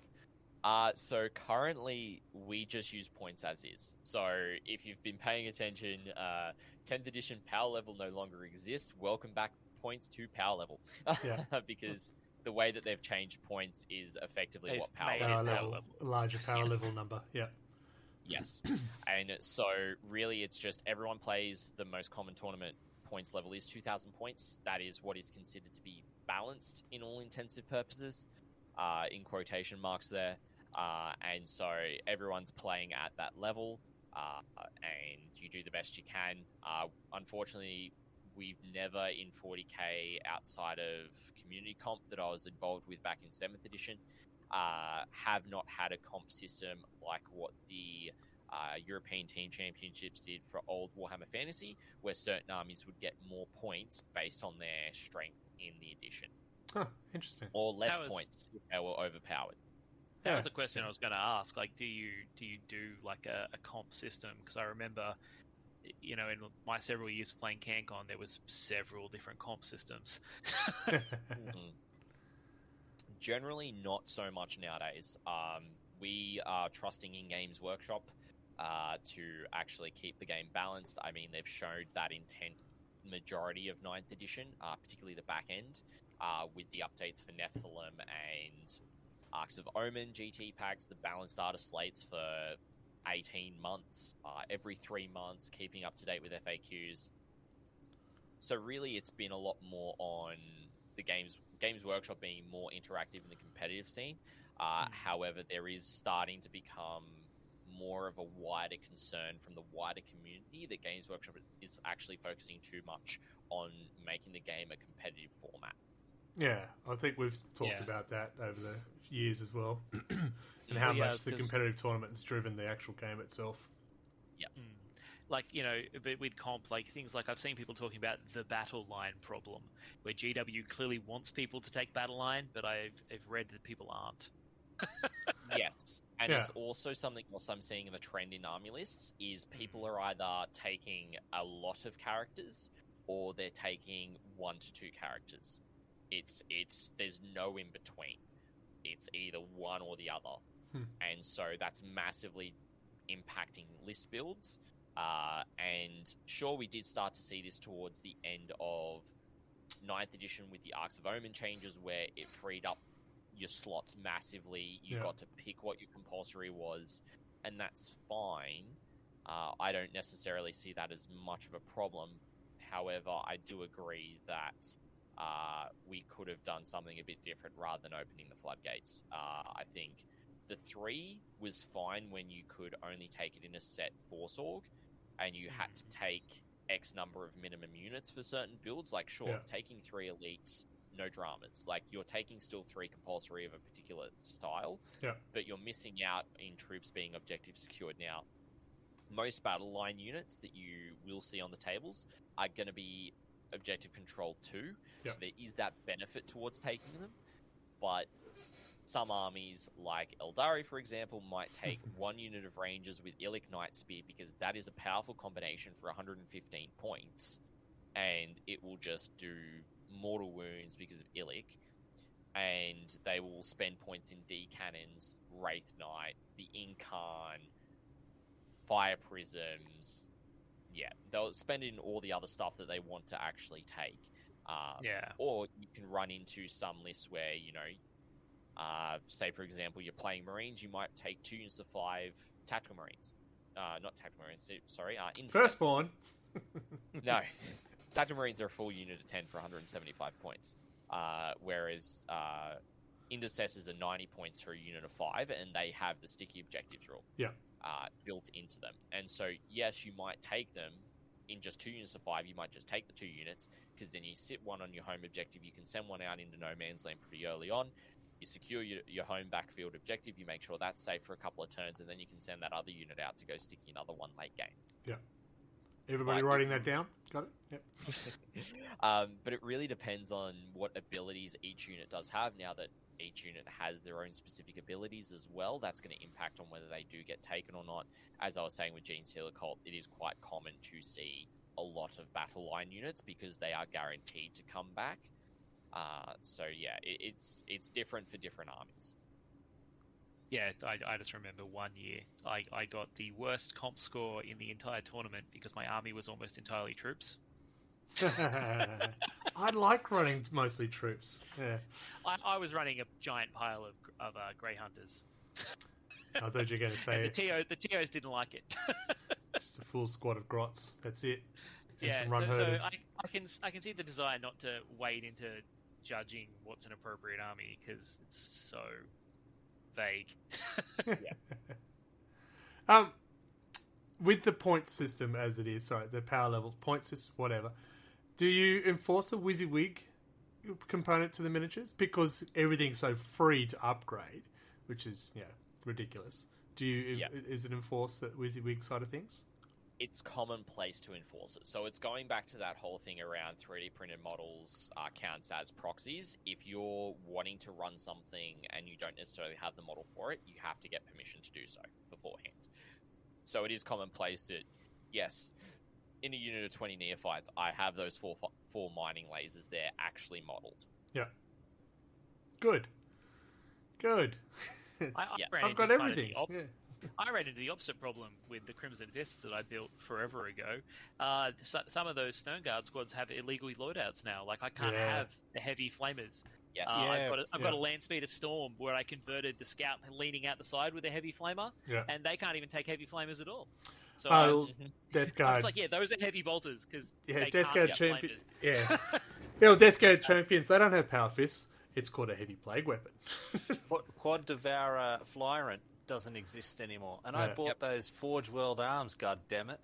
Yep. So in those instances where the model can't actually take that piece of war gear, generally, if you run it by the TO and go, "Hey, I'm wanting to run this Stone Guard with a heavy flamer to count as the heavy bolter," because the heavy flamer is no longer a legal option. In my personal opinion as a TO, to me, that's fine. You're still using the legitimate model. It's still a heavy weapon. It's still distinct enough in the unit. Yeah. It is not a legal option for them, and you're just counting it as something else. That is a really easy one to run. Yeah. It's when you're wanting to run multiple different units that are the same models as multiple different units for another army, or as something in your army, and it's like, if there's no discernible way to tell them apart, it's going to be a hard no, because it's just going to confuse the heck out of your opponent. This unit of 5 guys with no arms, that's the one with the heavy weapon. Yeah. Yeah, we did have someone within our group who ran that way. They didn't last very long in our group. Yeah. Yeah. Yeah. Yeah. All right, so you do Twitch, you do broadcasting tournaments, you run your own tournaments. Is this it? Is this your life now? Is this what you do as full time? Is this your business? It is the business officially now, the Australis Tabletop Wargaming Network. It is we've got an ABN, we've got business account, all that fun stuff. It is a legitimate business entity under the ownership of myself. It is not full time for me though. It is very much still part time. In additional, I do also have a team that help me with tournament coverage because I cannot get to every tournament that wants us there. I simply cannot afford it to travel to multiple interstate events every second month or every month. So having teams to be able to assist with, traveling to various events, doing the tournament coverage, also having events pay us for our services now as well does assist in that matter in terms of covering our costs. It is full time. I have a pipe dream. If this ever takes off and becomes full time, that would be great. I think it'd be good to just be at home creating content, painting models, doing games, doing battle reports, coaching people, doing commissions and all that fun stuff. Live it, breathe it, be 24/7 immersed in 40k. Do I think that's realistic? Not at this time.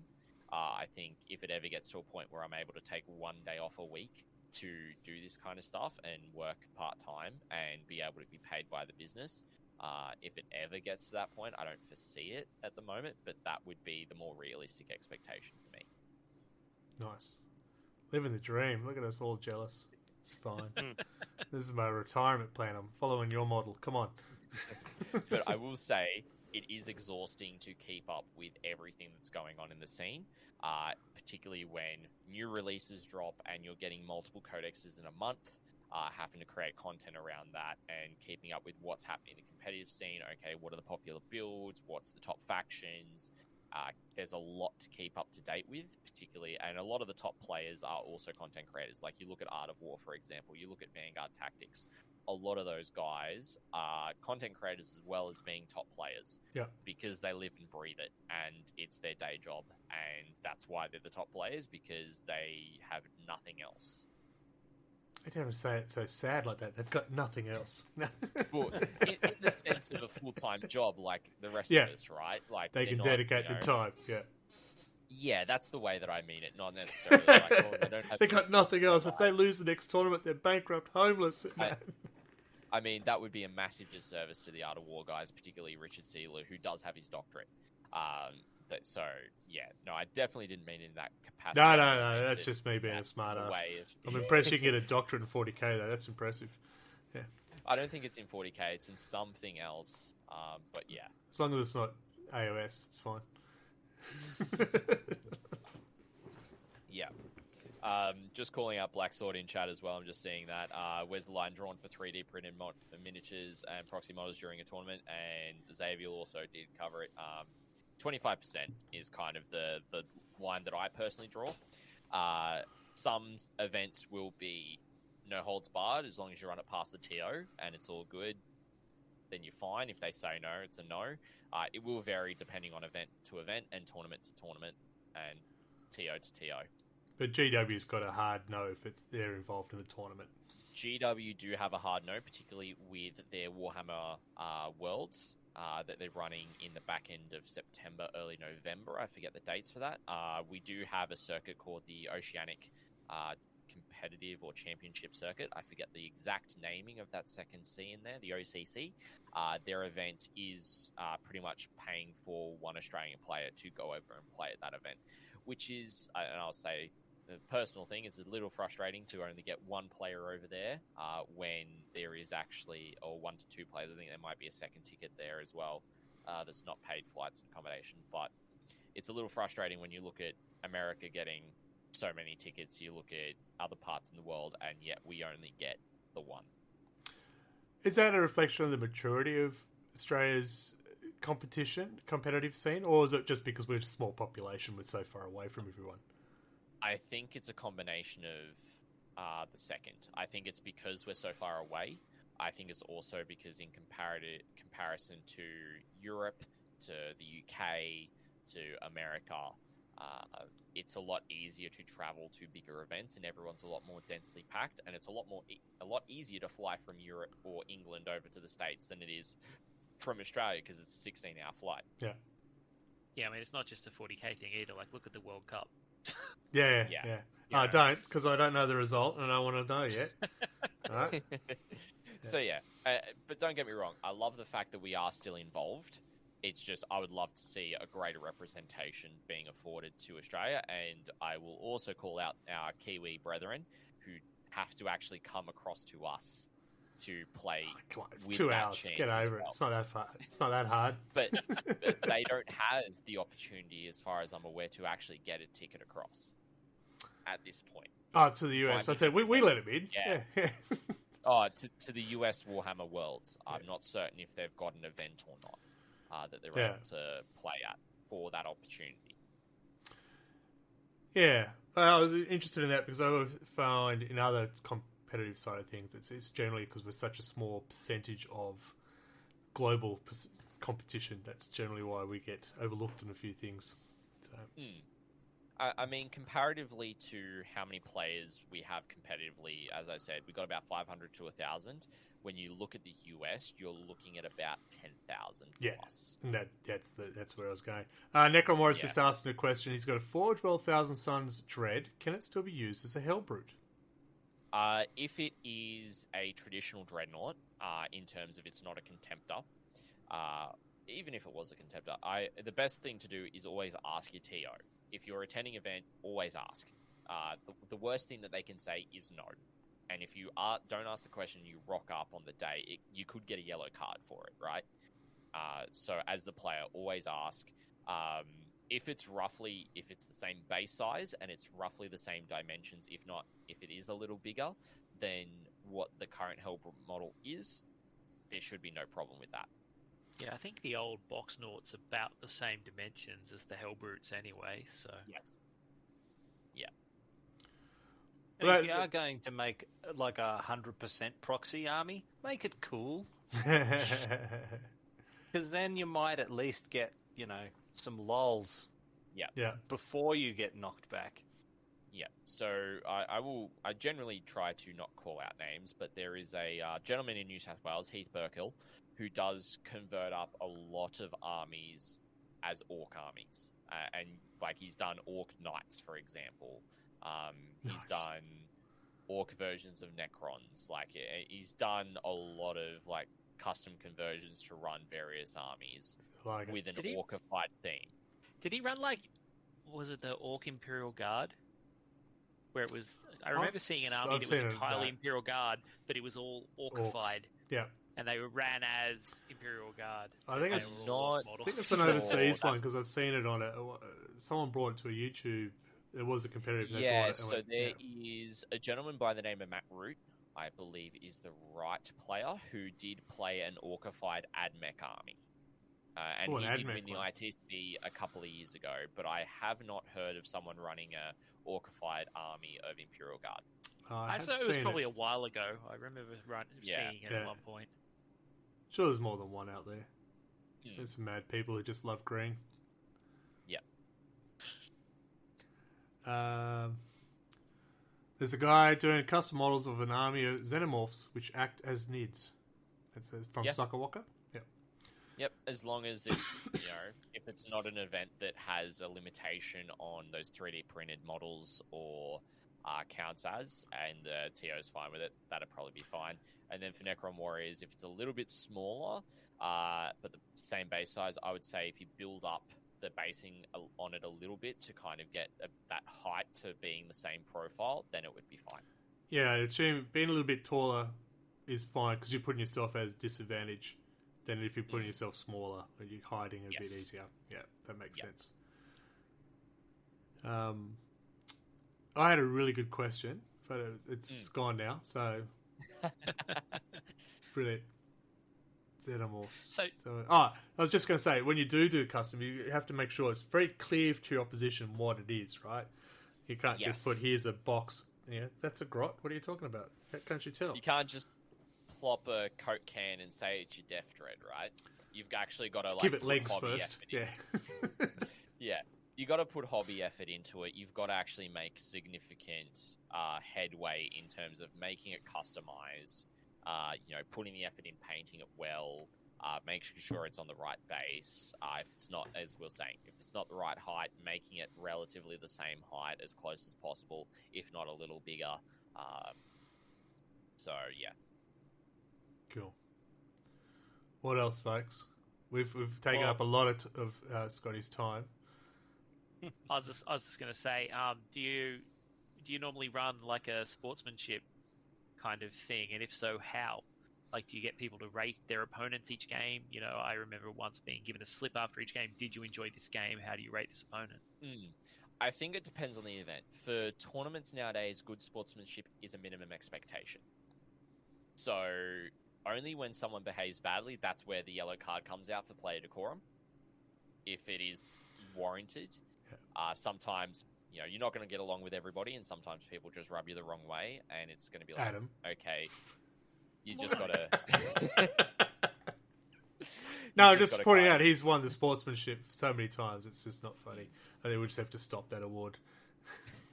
I can't understand why I've never won it. People enjoy winning against me, I should say. So it's, if you rub...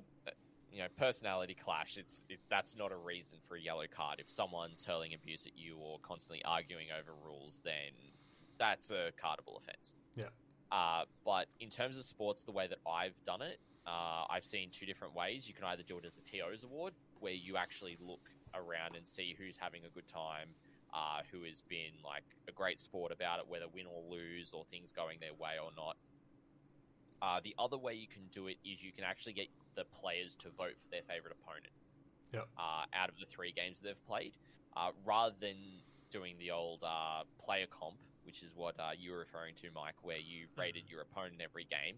You actually get them, because doing the old player comp, you could actually sports hit someone, and you could talk to your mates, and if they played with them, you can get them to sports hit them as well. Yep. Whereas this method, it's like, no, you pick your favorite opponent out of everyone that you played.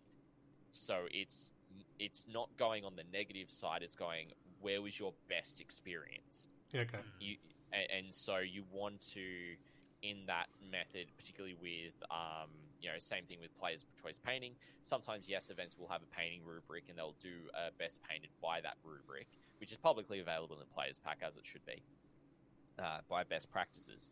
But if you're doing a player's choice for sports, it's that positive side. If you're doing player's choice for painting, you're getting them to pick what they think is the best, rather than going, oh, I don't like how that's painted, and giving them a poor paint score, because you're doing player-judged painting and going, this one's going to be 1, my mate's going to be 5, because your mate's with them, right? So yeah, it's more commonplace to do it as either a TO's award or a player's choice side of things. Great question from Blacksword here. If you are new to the tournament scene, especially with the new 10th edition, what would you recommend for a new player? What army would you recommend a new player to try and not be overwhelmed with technical rules, etc.? Like Gene Stealer Cult's probably not a good army to start with.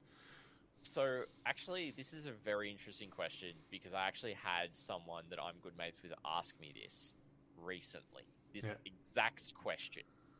And I kind of take it in a bit of a different way. If you pick up an army because it plays well on the table, but you hate building it, you hate painting it, you are not going to enjoy playing that army. Yeah. You are not going to have the hobby drive to get it built fully to even be able to field it. You're not going to have the drive to even get it painted. Yeah. So my recommendation, instead of going and you could chase the meta, and there are players out there that do chase the meta, but the reason why they chase the meta is because they have all the models available to them. If you are in the position where you don't, and you only can pick up one or a couple of armies, my wholehearted recommendation, I'm sure Greg and Mike and Mark and Adam will back me up on this one, pick the army you like the look of best. Yep. Do not go with something that you think will be good on the tabletop. Even if an army... will look cool. Yes, because if you enjoy the look of the army, if you enjoy how they actually aesthetically look as miniatures when they're fully painted, but from Games Workshop or from other people that you've seen, you can go, I like the look of that. I'm going to enjoy building those models, painting it up, and you're actually going to enjoy the hobby, because the hobby is about enjoyment. You don't want to put yourself through building a 2,000 point Eldari army right now because it is one of the top 5 armies in the game. And you're just doing it because you want to win games.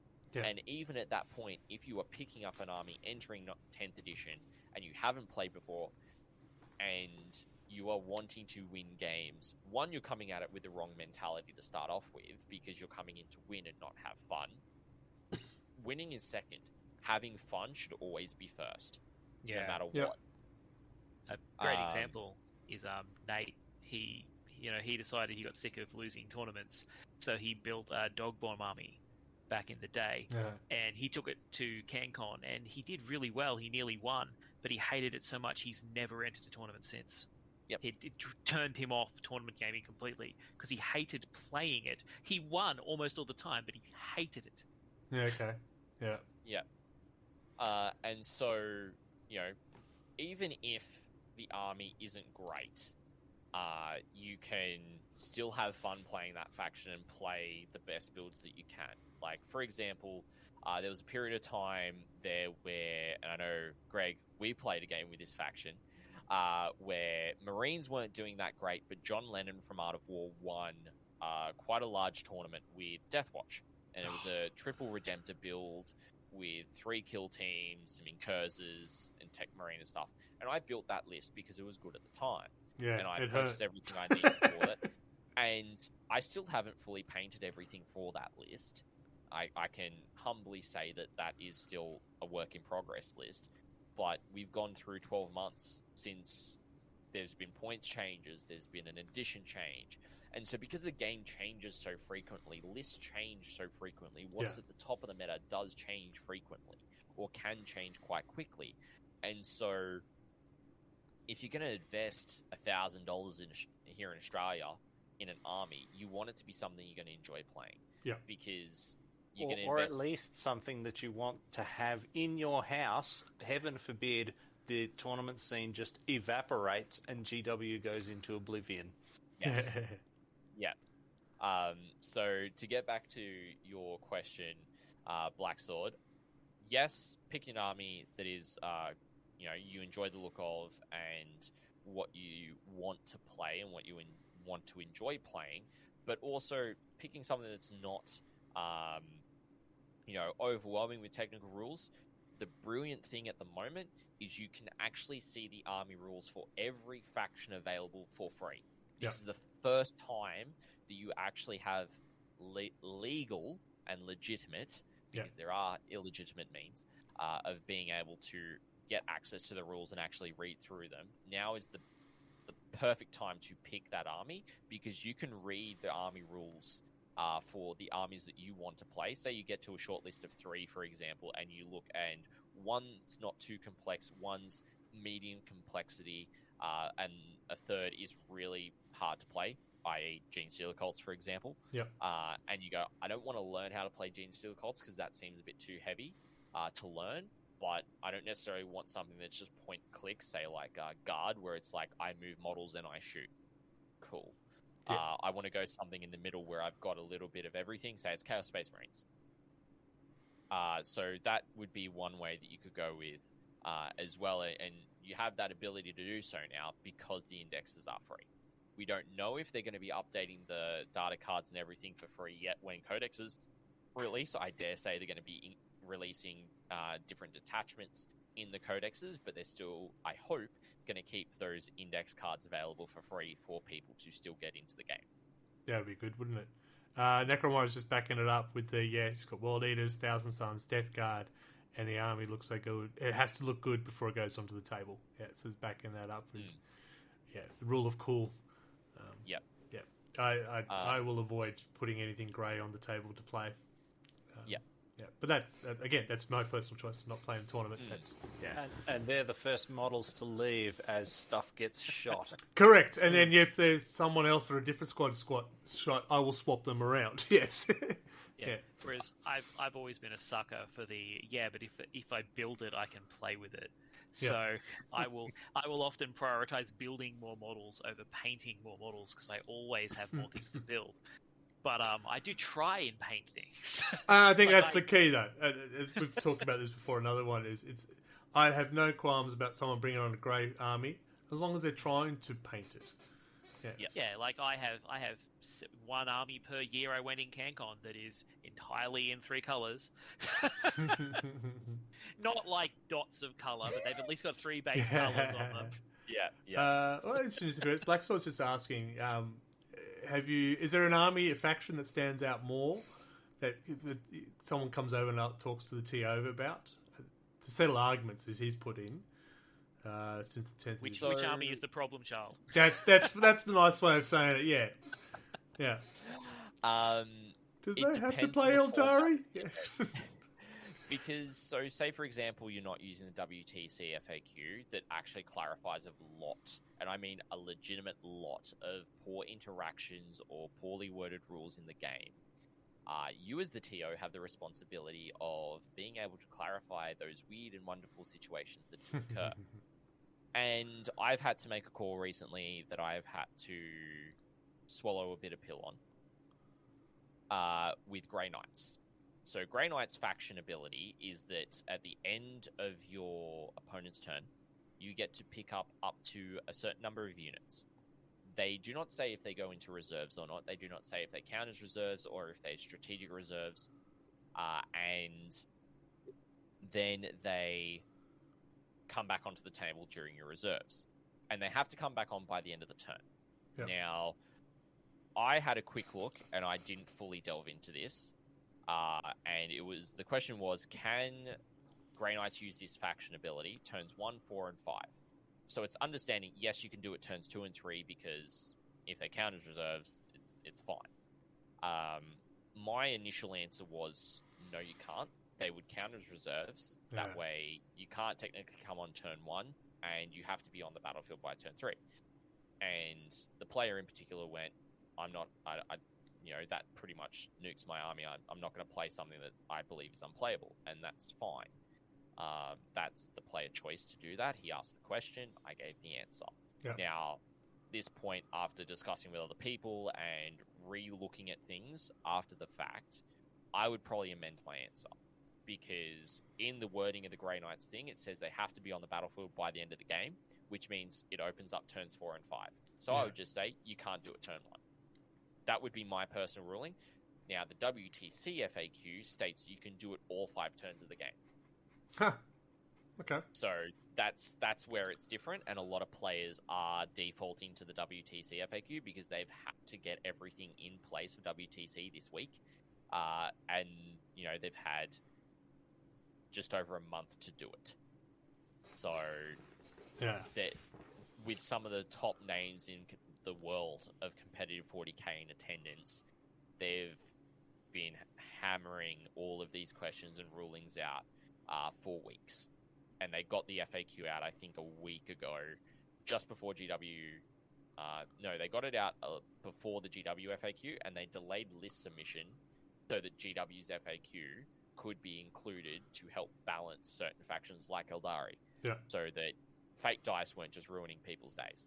And I guess it probably helps when you get an argumentative player to be able to go, look, it's in the FAQ. I didn't write it, man. Yep. The answer is the answer. Yeah. Because The if you're holy making a tone judgment from call, they GW. will argue with you. Yeah. And so that's where, as the TO, you've got to make a decision as to whether or not you're going to follow, say, for example, the WTC FAQ, or if you're going to do it all yourself. I primarily made the call not to follow WTC for the Grim Series, purely because it's meant to be a casually competitive event. Yeah. And I didn't want to have to go, if this is someone's first tournament, getting back to Adam's point earlier, I don't want to have to send them to some obscure website that they've probably never heard of to find out a ruling from a third party that isn't Games Workshop. Yeah. I would rather them ask me in person on the day or ask me before the event for a ruling. Yeah, you don't want to do the metaphorical equivalent of, hi, welcome, FUD, read this. Pretty much. All right, so we have taken up a lot of your time, and I do appreciate it, and I do appreciate you coming on and having a chat. Yeah, no worries at all. Quick advice for a new tournament, people. Quick advice, if you're attending your event, have realistic expectations. Don't expect to win all your games. Go there to have fun. You will meet like-minded people when you get into those last few rounds where you may have gone 0-2 in your first 2 rounds, and you're playing people who are just there to have fun for the rest of the weekend. If you put your opponent's player experience first, you're more than likely going to have that reciprocated. So, if you're being willing and showing your intent about, I'm doing this so I can do this, generally that player may reciprocate. Might not always occur, but it's expected that if you're showing that kind of intent, your opponent should as well. But yeah, biggest one, go in, have fun, enjoy yourself. You've paid money to go and play. You don't want to have a bad experience because of your own player attitude or your own expectations. So yeah, that would probably be my biggest one. And it's a dice game. It's toy soldiers. Like, at the end of the day, we're all playing the game to have fun. The guys at the top, sure, they want to win the tournament and get the prizes and all that. But at the end of the day, we're all playing the same game. So keep that in mind. And a really big question. You've got 3-card system. Are you going to add an orange one instead of having 2 yellow and red? Probably not. I'd probably do the black, though. The black. There you go. Yeah. Fair enough. It's a solved. Make sure you ask your TOs these important questions before the event. Yeah. When is your next event? So in terms of streaming or in terms of running? Running. We'll start with the running, because I know you're Running, streaming. We'll get to that. The next event is going to be happening, if I just pull up my calendar, because I need to make sure I get this date right, is going to be the 9th of September. It's the Grim Series Tournament number 5, happening at Jolt Games. It's a 10 o'clock start for a 10:15 round 1 kickoff. $30 entry, pretty casually competitive affair. So if you haven't played in tournaments before, it's a great way to get started. A lot of the local guys are really good in terms of the community and making sure that everyone has an enjoyable time. And we've got great terrain now as well, with a couple of Adelaide Uprising tables that we've procured recently as well. And as we were saying earlier, Jolt is an absolutely awesome store. So, how do we find out more details about your tournaments? So the best way to find out information about the events for tournaments that I am personally running, currently I run the Slow Grow and will be looking to kick off the next round of Escalation Leagues at Jolt. One of my offsiders has taken the 2,000-point match gaming side of things for the competitive side of things, because I'm actually looking to move into state before the end of the year. And so I'm looking to offload it to, not necessarily in a bad way, but make sure it's still carried on and that there's still events being run consistently. So the guys that I've been working with will be continuing to do that. So we've got that coming up. We've got the last round of the Slow Grow next week. We'll have a week for prizes, which is also the week off. And then we'll be kicking off the next Escalation League. And I dare say the 2,000-point match play league will be happening at the same time. And then in terms of the Grim Series, we've got that on the 8th.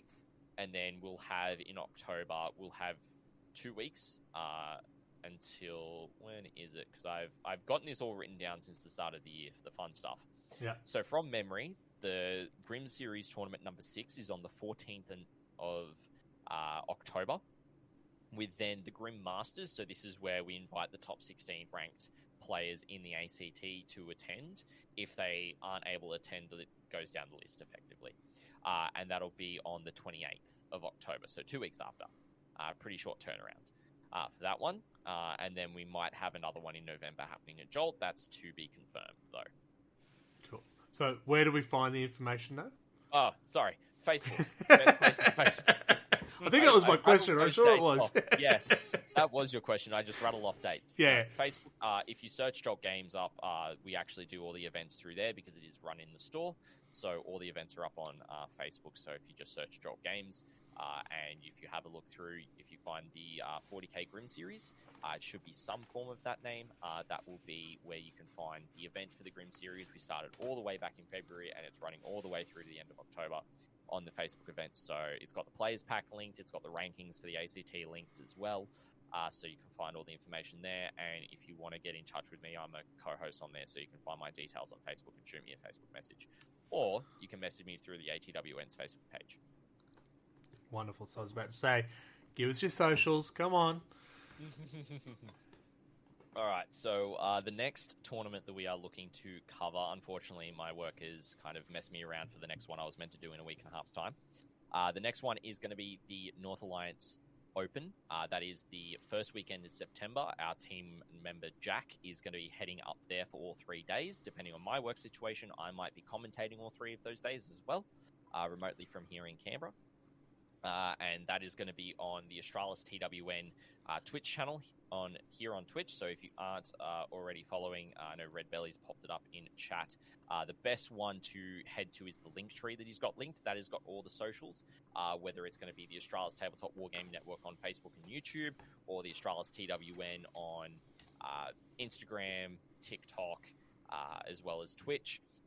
We may be changing platforms at some stage as well, so bear that in mind. If you want to keep up to date with all the content we are creating, make sure you're following us everywhere, particularly Facebook and Instagram.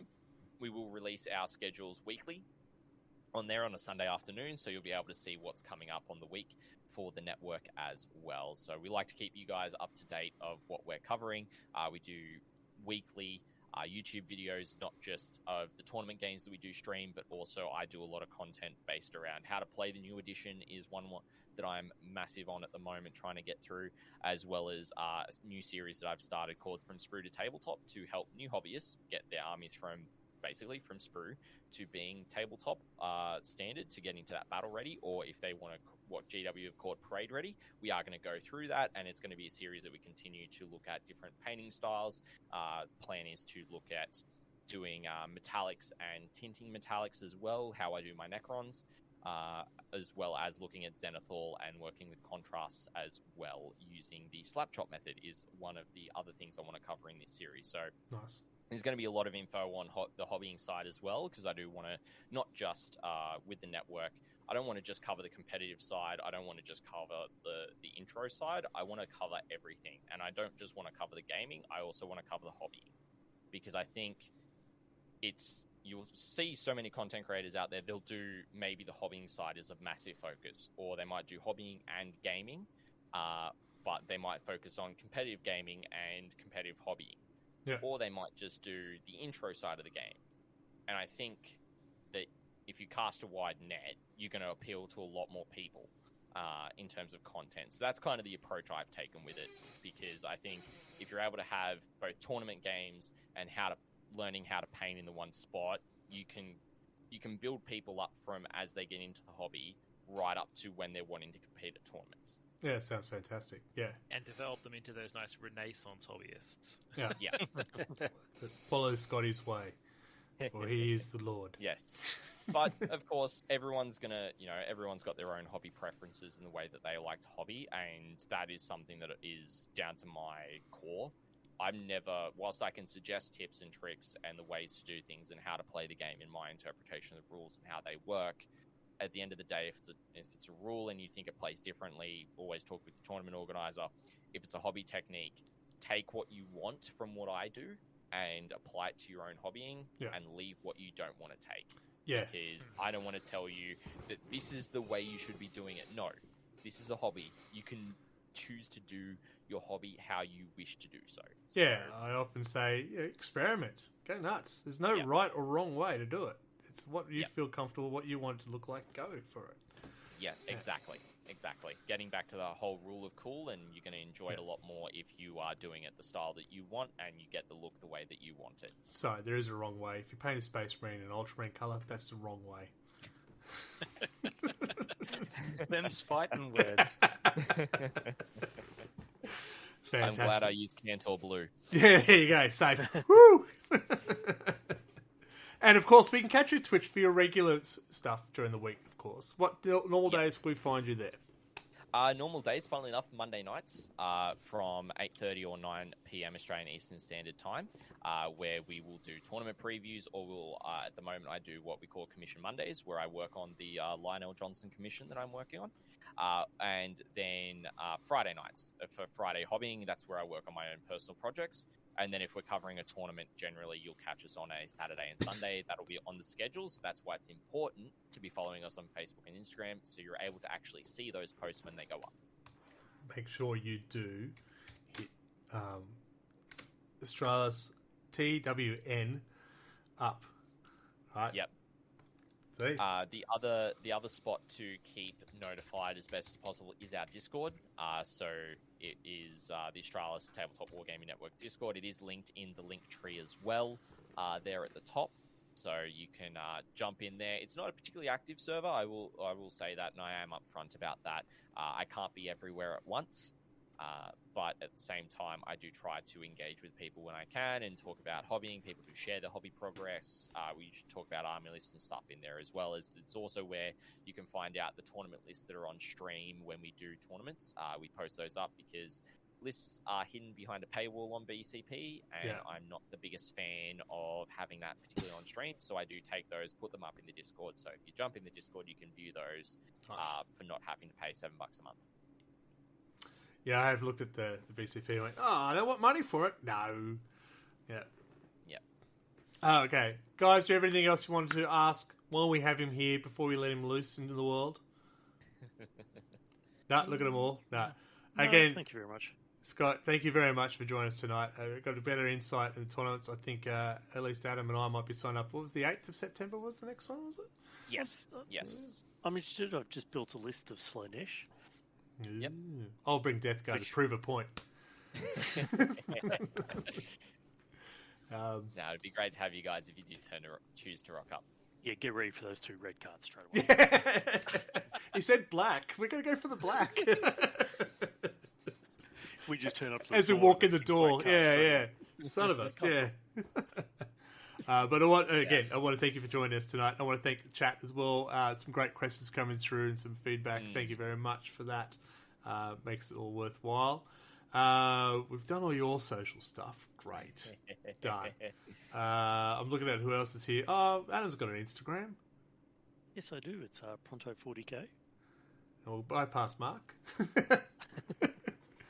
Mark, do you want to advertise anything? You've got an X account still? Huh? Me? Yeah. You're Michael, right? No. Sorry, I wasn't sure if you said Michael or Mark. I've stopped using it when he bought it. Yeah. Yeah, it seems right. Okay. Well, I want to thank everyone for joining us tonight, and you can follow me with my Instagram, RedBellyBlack. You can find the RLG group on Facebook, RLG40K. You can find this podcast at any great podcast place. That's right. Any great podcast place. Because we're just that good. Any support for the podcast is always welcome. Hit that subscribe button. It's always very handy for us. We appreciate any support we can get. I don't think I got anything else. There is a 40k game being streamed on this channel here this weekend. So if you listen to us right now, I'm not going to say the date, so that's going to keep you guessing. Is it this weekend or is it this weekend? You're welcome. Is it Saturday? Is it you and me? Yeah, Saturday if that works. Yeah. Yeah, sure. Cool. Yeah, you bring that Slaanesh, I'll bring the Death Gun. We'll prove everyone wrong. Be great. So, Adam, please say goodnight. Good night, everyone. Mark. Bye, everybody. I'll say goodnight too, and I'll let Scott say goodnight for himself. Thank you very much for having me, guys, and good night, ladies and gentlemen. It's been a pleasure. And Radio Mike, please take us out of here. So, there you have it. Straight from the horse's mouth, or the Scotty's mouth. I don't know, that metaphor kind of got away from me. But one thing that won't get away from you is you can join us next month for more Wobbly Player Syndrome.